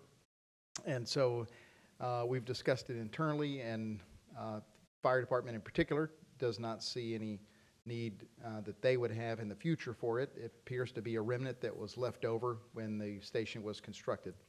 So the motion before you and the resolution would be to donate that property to the Community Improvement Corporation, and then we would put it out for sale and see what kind of interest there is. Maybe there's an infill developer. Maybe there's some other use that somebody has that we would be amenable to, and we'd bring that back to the C.I.C. board for consideration. And the recommendation is approval. I motion we would approve the resolution authorizing the transfer of real property located in Colerain Township and owned by Colerain Township, identified as parcel 510-0013-0011-00, which is 2800 West Kemper Road, to the Colerain Township, Hamilton County Community Improvement Corporation. I'll second that motion. And it's just a square lot that's up there on the west side of Pippin Road and the north side of Kemper. And it's next to the fire station, and we don't have any business holding on to vacant properties, and we should do what we're going to do with them. It saves us some maintenance costs and a few other things. Get it on the tax rolls. It gets it onto the tax rolls, yes. Ms. Orich? Yes. Mr. Unger? Yes. Mr. Waller? Yes. So I think the last item of development, David and I are here to answer questions, but really it's an opportunity for the board to have a conversation. And if they want to take potential action, they're more than welcome to. Certainly over the past year and a half, we've seen many communities approach marijuana dispensaries in a way that allowed for them in their communities, and others that said that they would not support those. And so staff's prepared to answer questions, but really wanted to provide you all the space to have a conversation. Before we start that, I do want to make a motion somewhat related to this. So, and I think it's Senate Bill 29. I don't know what the House bill is, but there's an effort at the Ohio Capitol, whether we adopt this resolution, whether we do a text amendment, whether we have a retail dispensary in the community. I think it's important that we support local governments everywhere and have the boot of the state off our necks. And this was passed by voters fairly overwhelmingly, so that the 3.6% goes back to the host government. And the state has decided that it would be a good idea to take that 3.6% and keep it themselves and phase it out over a 5-year period, which is just an incredibly short-sighted, I think, and very wrong-headed policy development. And I don't know what the other two trustees feel about this, but a number of communities have had, similar to the letter that we did with the dogs, a letter sent out from the township to our elected officials. So I want to make, and again, this has nothing, for me, this has nothing to do with the text amendment. This has to do with local control versus state control. And I want to make an amendment, or make a motion that we send a letter forward to our state elected officials in opposition to the impounding of monies that are available for local communities.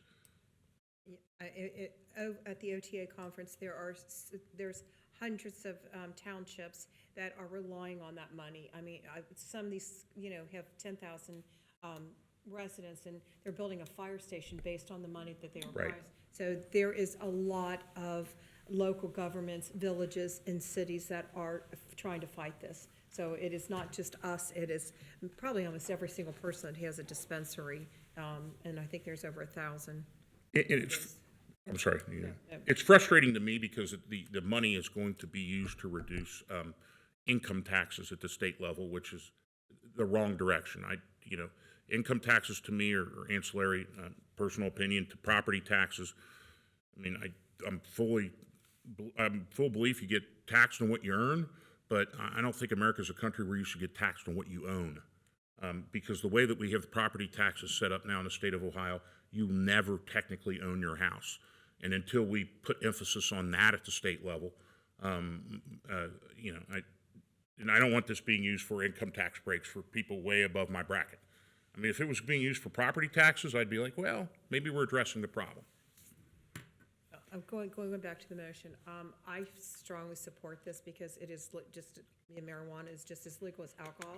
We have alcohol stores. I know there's been some comments to us about the OVIs, but we have OVI in drinking situations.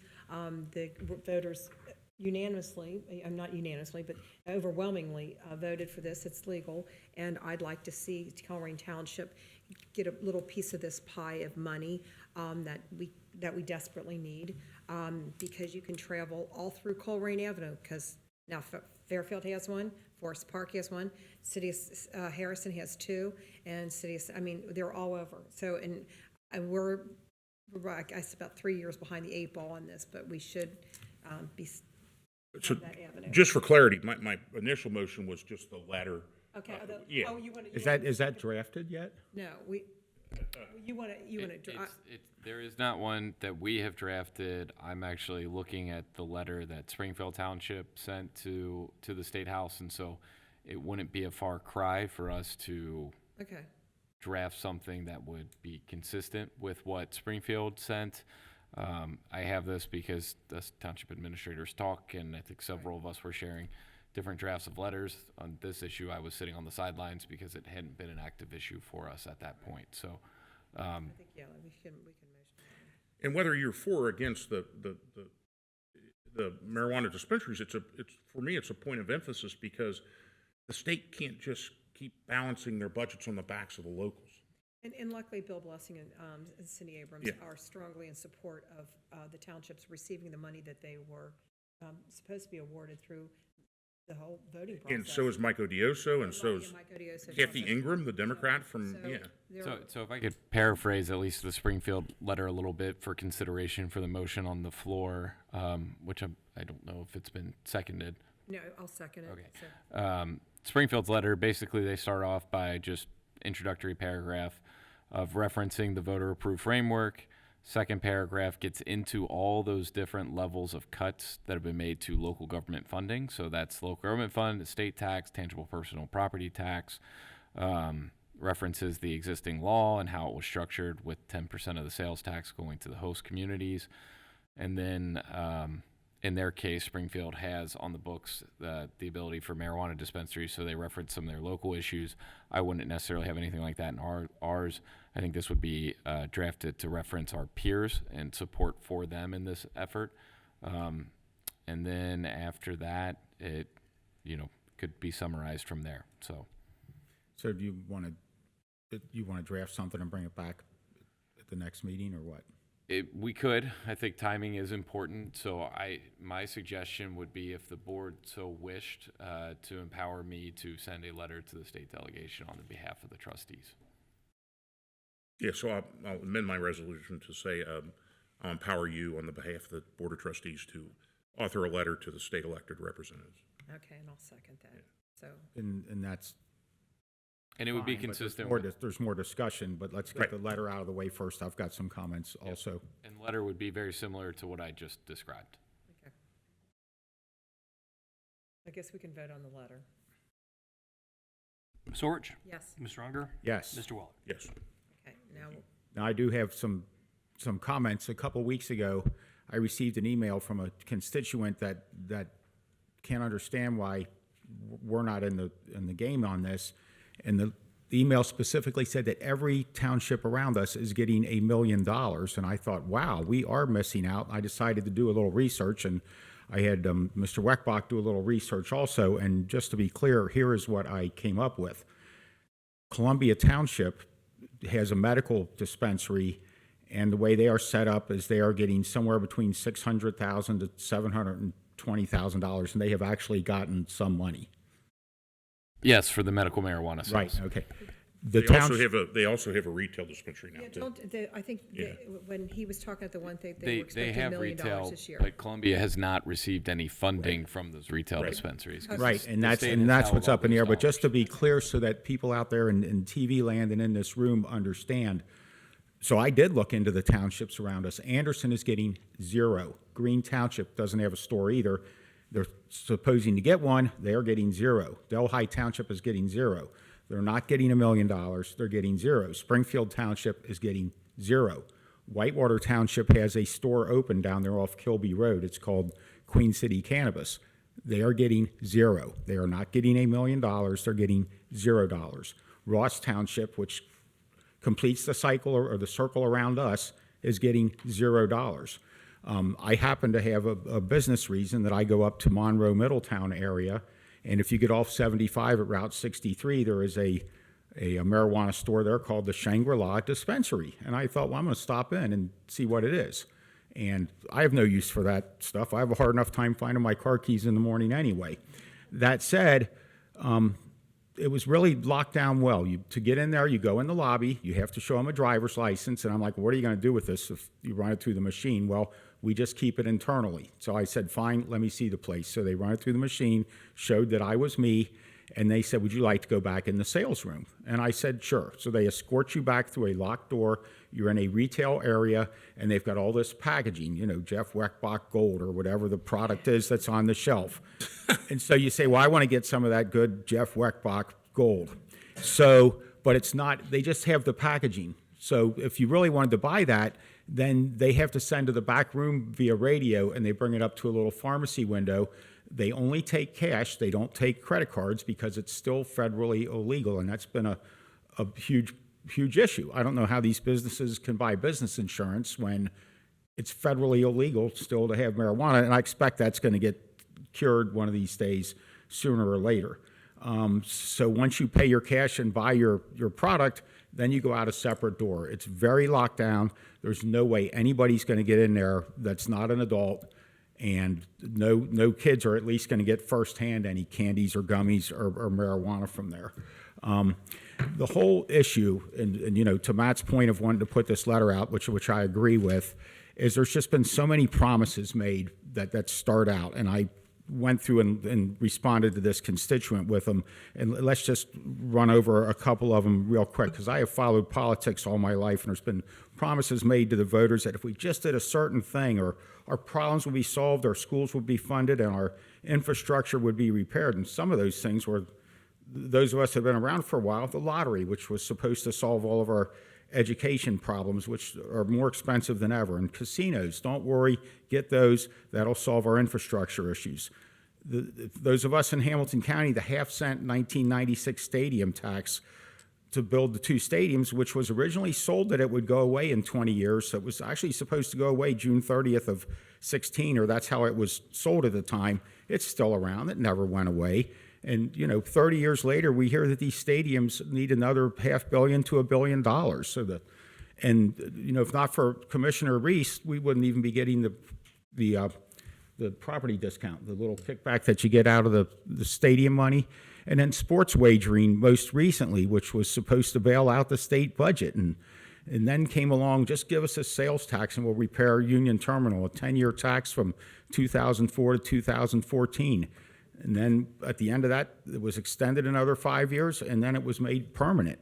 And another promise that never came to pass, or at least it hasn't this year, is what I consider a horrible decision of the city to sell the railroad that was built in 1880. And just do that, and it'll solve all of our infrastructure problems. Well, they never considered there'd be a capital gains tax when the railway board sold that. So the next couple of years of money is going to go to pay that capital gains tax, and nothing's been fixed. And most recently, in June of 20, when that extended COVID primary election, when give us this 0.8% sales tax, and it will give us a better bus system, and it will repair the infrastructure along bus routes. Just in the past year, we applied for a grant to install those sidewalks we're talking about along Springdale Road, and our residents pay as much sales tax as anybody, if not more. And our request was denied, and that money was politically given to Cincinnati that for a project that's not even shovel-ready for another year. And my only point is that these are all examples of things that didn't pan out in the way they were promised. And now next month, there's the state's asking for another $2.5 billion bond sale in the May primary election. So none of this ever seems to come back. Now, if you want to have a marijuana store so people can buy, agriculturally inspected product that's not, going to be laced with anything else, that's one thing. But it's pretend world to pretend that we're going to actually get local money out of this, because the state has shown so many times that as soon as that money starts coming in, it goes somewhere besides here. And so if we want to go down that road, it's just to get an improved, safer product for the people that choose to use it. And it did pass. You talked about how it passed, Kathy.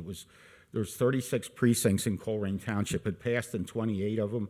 It didn't pass in 8 of them. It passed 11,071 yes votes and 8,178 no votes. I've done a lot of research on this, but we're kidding ourselves, and we just need to dispel the rumor that I got in that email. Not everybody's getting $1 million a year. Nobody's really getting anything.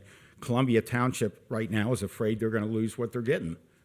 And that was expressed at that township meeting we went to a month and a half ago. So this is not going to be a big cash windfall. I'm sure of that. No matter the state will figure a way to keep it. Well, so if I could just jump in, that's where I kind of look. I've been against this from the beginning, and I was the one that pushed for the moratorium.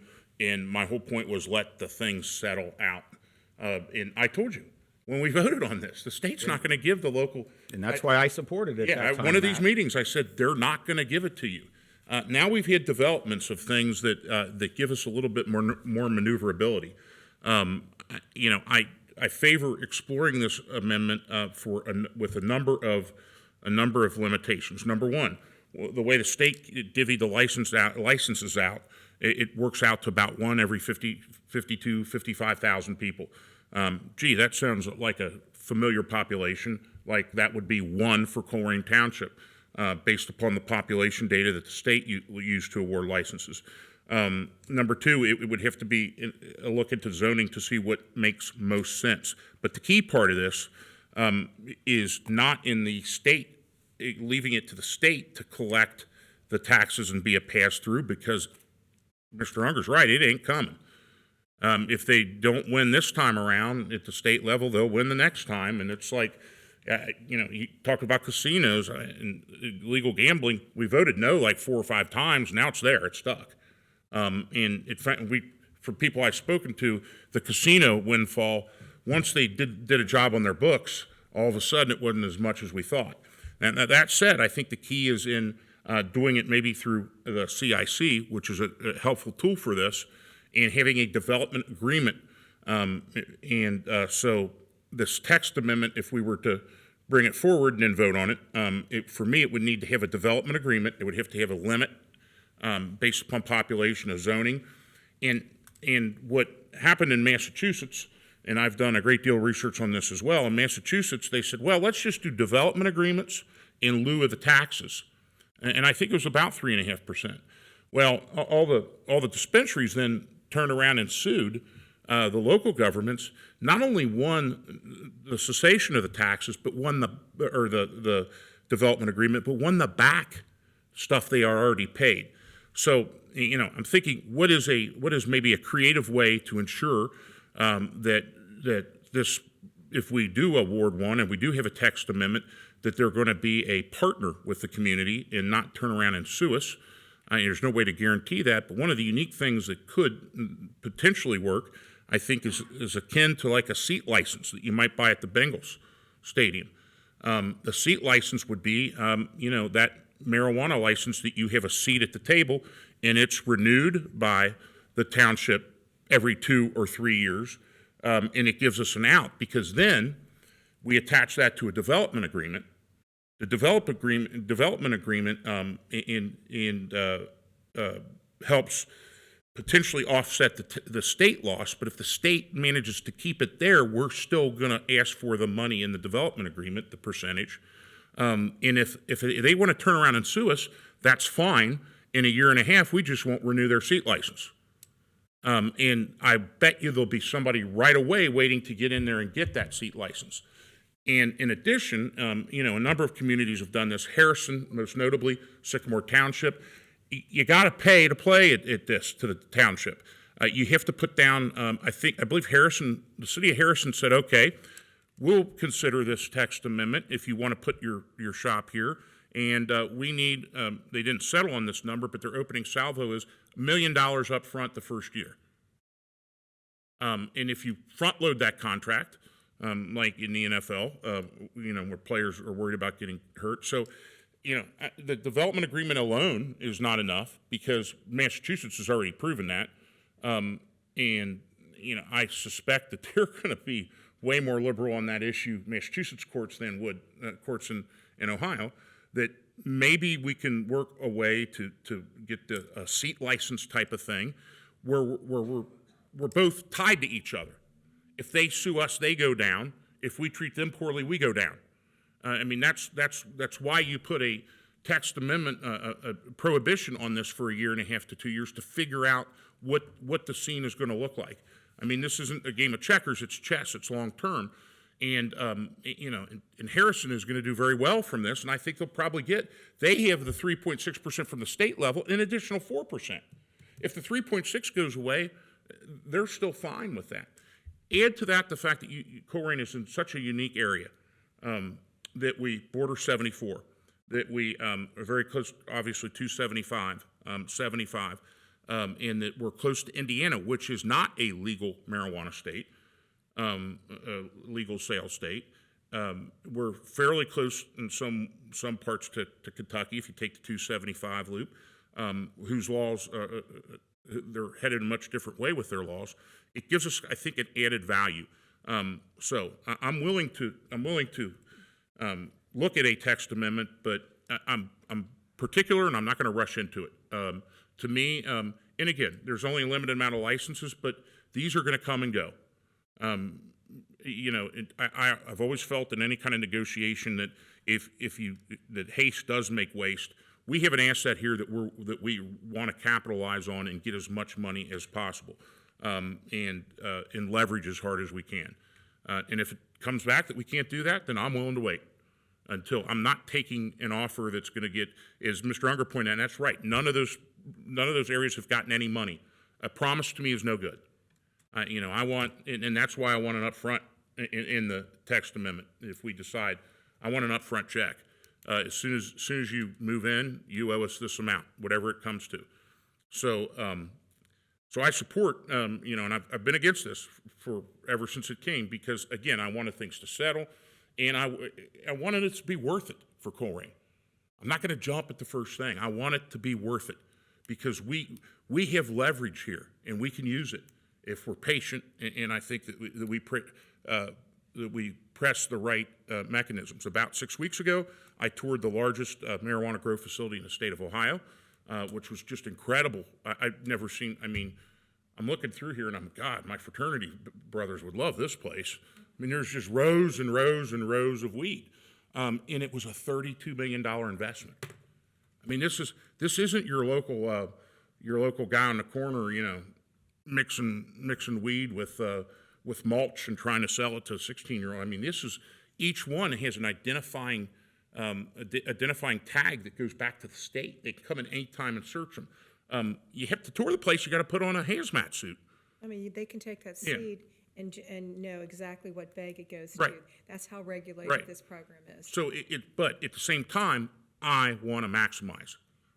And I think what Dan, I understand where you're coming from, but I think learning from all the different of the people that you just mentioned, the different townships, they did get a lot of upfront money, and they did negotiate other different terms, and I think that's where I'm interested in when you're seeing all that kind of money that they're getting. Yeah, we might not get the 3%, but we can get it in a different development area, how we specify it in And the that's contract. probably what it would have to be. I have the House Bill 96, which the Ohio Township Association just sent out the update, and what it specifically says for cannabis is allocates 20% of the 10% tax to the host community fund for townships that have dispensaries as of June 30th of this year. All other revenue is credited to the general revenue fund. But the most important thing, and this is what's coming, it says sunsets the host community cannabis fund after 5 years. That's what's in House Bill 96. So if there is any, it still is going to sunset in 5 years. So, I'm sorry, go ahead. but which is why your upfront idea is what it would have to be. And the key part of this is that if you link the development agreement to a seat license through the C.I.C., it's not a government agency. It's a pseudo-government agency. It's a 401c3. And I think, is that what they're doing in Sycamore? Kind of, but they don't have a seat license attached to it. So technically, I think that down the line, maybe those places can sue and say, we don't need to pay this once they're already established. And Green got, Green did too. Yeah, most of the things I've seen have been a development agreement tied to the C.I.C., but there's still, I think, vagueness in there where it can say, well, it's really a tax. It's not. So in Massachusetts, they said, which I think is ahead of all this, they said the development agreement, you can charge an amount, but you have to be able to deduct it for uses. Like it took 15 police runs to this area, or we had to add an extra policeman. You have to have documented uses for it, according to the Massachusetts ruling. A development agreement, just because we need the money because it's going to cause us extra heartburn here, is not enough. That's why if you link it to the C.I.C. and say, look, fine, if you don't want to pay it, we'll cancel your seat license. You can go somewhere else. And maybe they do. Maybe they find the grass is greener somewhere else and decide that they want to invest somewhere else, and we'll just get a new person in at that time. Because I do think there's talk about expanding the number of licenses as well at the state level. And one last comment about the so-called host community fund. That doesn't necessarily mean that if there was a store here that sold, $100,000 worth, that we would get $3,600. The host community fund is just an accounting name for a fund. I'm under the impression that just like with the Queen City Metro Fund, they would redistribute it back out to places that had dispensaries. We wouldn't necessarily get 3.6% of our sales. It might go to another area that has a lower average income of residents or whatever. So we should never count on that. So it would have to be upfront. I'm telling you, they will figure out a way to keep it, just like with all these other things I just listed. They are not to be. It would have to be something up front. But we have these fine people here that are going to figure out a way to keep it from them. This fine person here that will take care of it. Just so I've got clarity, if you all do initiate a text amendment or have a motion to initiate a text amendment, the process there is it would go back to the zoning commission. They would have public hearings on it, and then eventually it would work its way back to you all for a final decision. There'd be public hearings as well. So this is not going to be a super fast process. It is going to take a little bit of time. But I think in terms of a text amendment, understanding where the board is in your motion is extremely helpful for staff. And they can come back and watch this video to get that perspective too, but anything that you can provide is helpful. And in addition to the one I've taken tour of, I've also spoken to two nationals that, again, I want to leverage it. I think that there's an asset we can leverage, and we can make the community better ultimately with it. And I don't know what the prevalence of the stores that are open has done to the black market. I don't know if it's price competitive or if there still is a thriving black market or what happens. One of the side things that I've heard people talk about, which is just you never could predict, is that the amount of illegal items sold in certain vape stores that have compositions that exceed, I guess, the THC or something in the marijuana is. You could buy it more potent illegally from some vape stores. In fact, one in Cincinnati was just alleged to be a distributor of that, and I think the guy owned like 180 stores across the country. Right, and there was some type of raid Yeah. within the last month or so, but they're already doing something illegal there. So they're selling Right. something they shouldn't be selling, which is a sort of a different issue. So do you want us to motion to get a text amendment to I believe that if you all wanted to author a motion to initiate a text amendment regarding marijuana dispensaries with considerations for number of dispensaries per 50,000 people, a requirement for development agreement as part of a conditional use, I think that that would be some clarity to get staff started. In zoning and seat license. Zoning and seat license would be part of that development agreement. But the zoning aspect, if you all have a particular area, or if you want to just defer that to staff, and then they can do that as part of their analysis. So that'll be my motion. Okay, and I'll second that motion.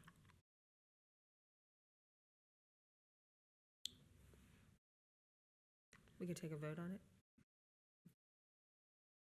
Ms. Orich? Yes. Mr. Unger? No. Mr. Waller? Yes. Thank you, Board. The next 3 items of administration will be presented by Assistant Administrator Mays.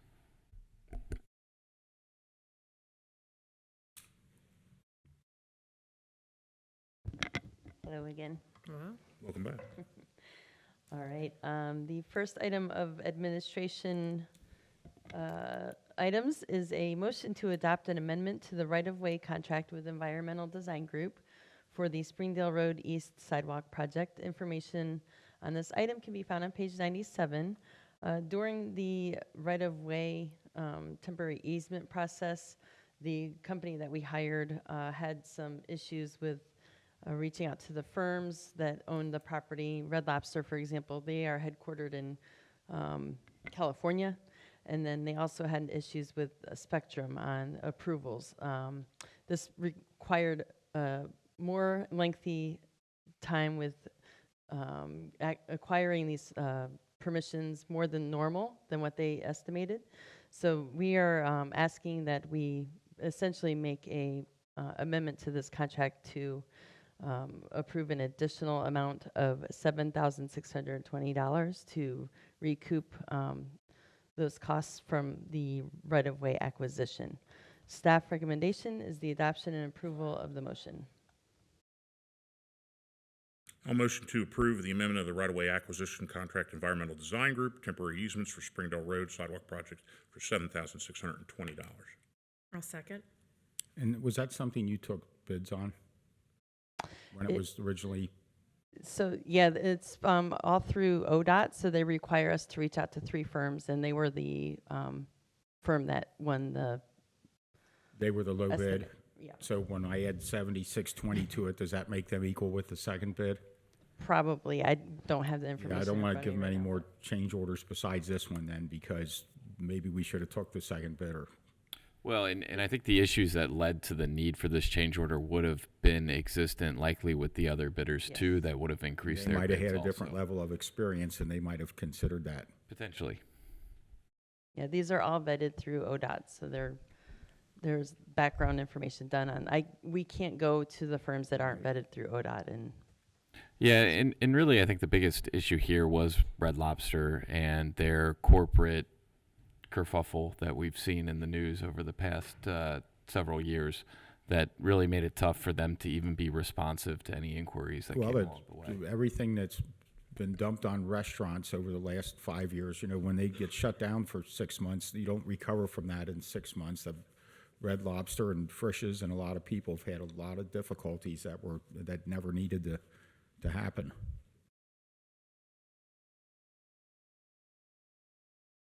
Ms. Orich? Yes. Mr. Unger? Yes. Mr. Waller? Yes.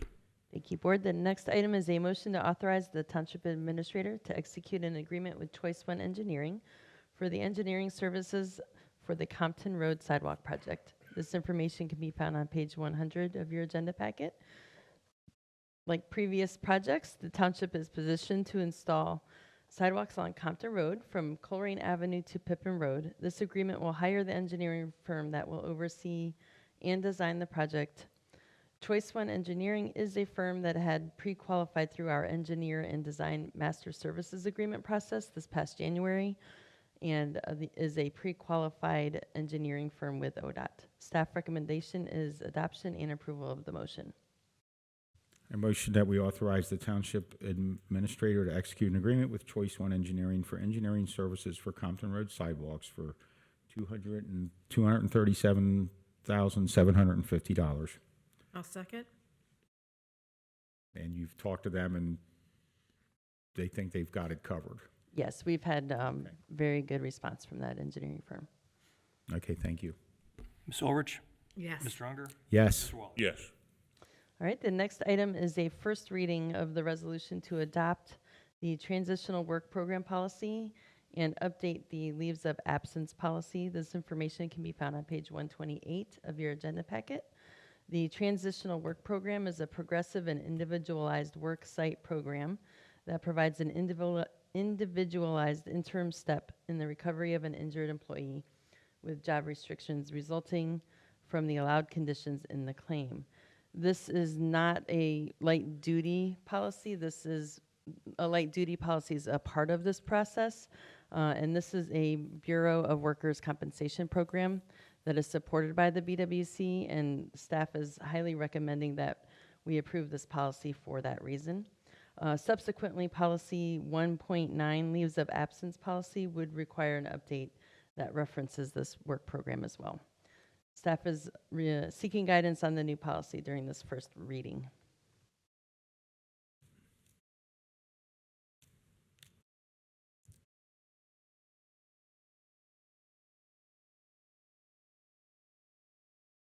So you just want us to, If there are any suggestions on it, if not, then we'll bring it back for a second reading and adoption at the next meeting. my screen just went blank, sorry. So it'll come back for a second reading. Yeah, okay.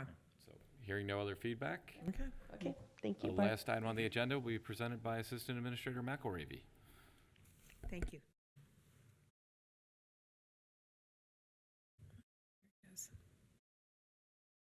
Good evening once again, Board.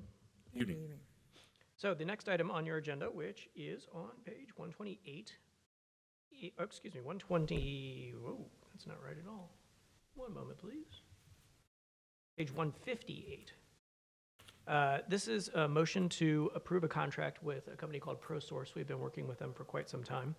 This is to upgrade our license for a program called OnBase and replace a server that's necessary in order to be able to operate it. It's been quite some time since we have upgraded our OnBase system. We use this to manage our human resources records. We are currently operating on version 20.3, and the current version is 25.1, so we have some catching up to do here. The contract and the quote would allow us to purchase a new server, as I mentioned, and migrate to the new system. And the total cost of the upgrade is $24,843.48, and the annual licensing over the 3-year term will be $8,320.51 per year. Staff recommendation is adoption of the motion. I motion we would approve the contract with ProSource as described by Mr. McElravy. I'll second. It's a lot of money. So thank you for bringing this forward. I had this discussion with Mr. Weckbach individually. It's the same discussion that we're having at school too, is that seems like you get tapped every single time you turn your back for computer licenses and things like that. Microsoft is in particular out of control to the point where we might be switching to Apple devices, because I don't know what world we live in that Apple's cheaper now, but it is. So I talked to Mr. Weckbach, and something for you as well to keep your eyes on. If we can, I guess it's cheaper to get it a la carte, but if there's a way we can bundle these, because they did it. The computer companies hooked us on this and said this will be great technology, and then everything's upgraded And I don't know, it just seems like there isn't, the end game for them is always going to be more and more and more and more, and updating stuff when it doesn't need to be updated. So somebody think outside the box. If we can get all these times that we're tapped for new licenses and have it under one umbrella or something like that, that would be great, because I don't think it's going away. No other comments from me. Ms. Orich? Yes. Mr. Unger? Yes. Mr. Waller? Yes. Thank you. Hey, Board, there are no items of old business, so the next group is the consent items, which I'll read into the record. Contract I signed with Cincinnati State for our paramedic program. Contract with Secure Cyber for a block of hours to aid us in IT needs for up to $1,000. Contract with True Green for for the 275 Gateway Weed Control for $1,300. A contract with Nav Surfwear Sendiv Crane. This is for law enforcement electro-optics at $1,200. Donation acceptance for fire and EMS from the Moose Lodge. This is $1,848.78. Donation acceptance from Jill Johnson in terms of $100 to the fire department. Reclassifying a part-time firefighter paramedic to PRN, or to part-time paramedic, and that is Megan Ungar at a rate of $21.33. A new hire of a full-time firefighter, that's Caleb Madsen at $23.67 per hour. New hire of Christopher Selman as the Superintendent of Public Services at a rate of $40.85 per hour. New hire of a seasonal maintenance worker. This is Clayton Kugler and David Spencer at a rate of $17.43 per hour. And then a new hire of a part-time code enforcement officer, Timothy Glazel, at a rate of $18 per hour. And finally, a contract I signed with Dynegy related to electric aggregation for township-specific buildings. I'd recommend adoption of all consent items. A motion we approve the consent items as presented. A second. I would comment that there's a name in there that sounds very similar to my last name. I know who Megan is. I'm not related to her. She spells her name differently. Sometimes people go, well, you're hiring your relative. I just know she has a name that's spelled similar to mine. I tried to emphasize the R as opposed to the Okay. And then these fine folks that donate, I guess it's a matter of gratitude to our fire department. I would like to thank them, and I would like to thank my fellow trustees for supporting another part-time code enforcement officer. And I hope Mr. Glazel does a great job for us. I think code enforcement is one thing that's really got us heading in a great direction. So, and we'll have to train him how to handle dogs, Matt, won't we? Again, yeah, thank you for all the donations. Moose Lodge has been exceptionally generous to us throughout my tenure here, and I just can't thank them enough. It's interesting because I got home today 3 emails about aggregation. Are you going to aggregate? And I'm like, yep. And is in the middle of I think it was Thursday or Friday when my 401k was dropping about 30%. My first call was actually to Mr. Weckback to say, can we jump on aggregation now? Because it's too depressing to watch my 401k, so I watch the price of the natural gas and things like that, and certainly, and I'm like, jump. And Friday he gets back, he goes, it's not any lower. And I'm like, what's going on? And by Monday, then we hit a significantly lower rate than we were offered, but it's still an increase. But I think that we lucked out, and we had the discussion too. I'm like, well, wait a second. Why is natural gas? It should be falling even more. And I guess, never would have known this in Ohio, which is sitting on a whole bunch of natural gas and located right next to Pennsylvania, which has even more, the Great Lakes regions gets their natural gas from Canada. So those prices are going to we hit a window so very small. And I was so thankful that Mr. Weckback was able to get into that window because, I think it might be closed for a while again. So when it comes to electric aggregation, it's not in the agenda. It'll be on the next one because I did sign a contract yesterday. The rate was 9.36 cents per kilowatt hour. So that is less than the authority that you all provided me, which was 9.49 originally. and then subsequently upped because the market was going north of 10. Duke Energy's rate to compare is probably going to be north of 10 once they get all their final bids back. So it's energy prices are soaring compared to what they were. No other comments from me. Ms. Orich? Yes. Mr. Unger? Yes. Mr. Waller? Yes. Okay, do we have a fiscal officer report? I'll be brief, Board. First, total number of public records requests so far for the year are 142, with 2 outstanding. And since our last meeting, both January and February bank reconciliations were completed. With the February, I believe that's right, correct, Mr. McElravy? March is not on the system, okay.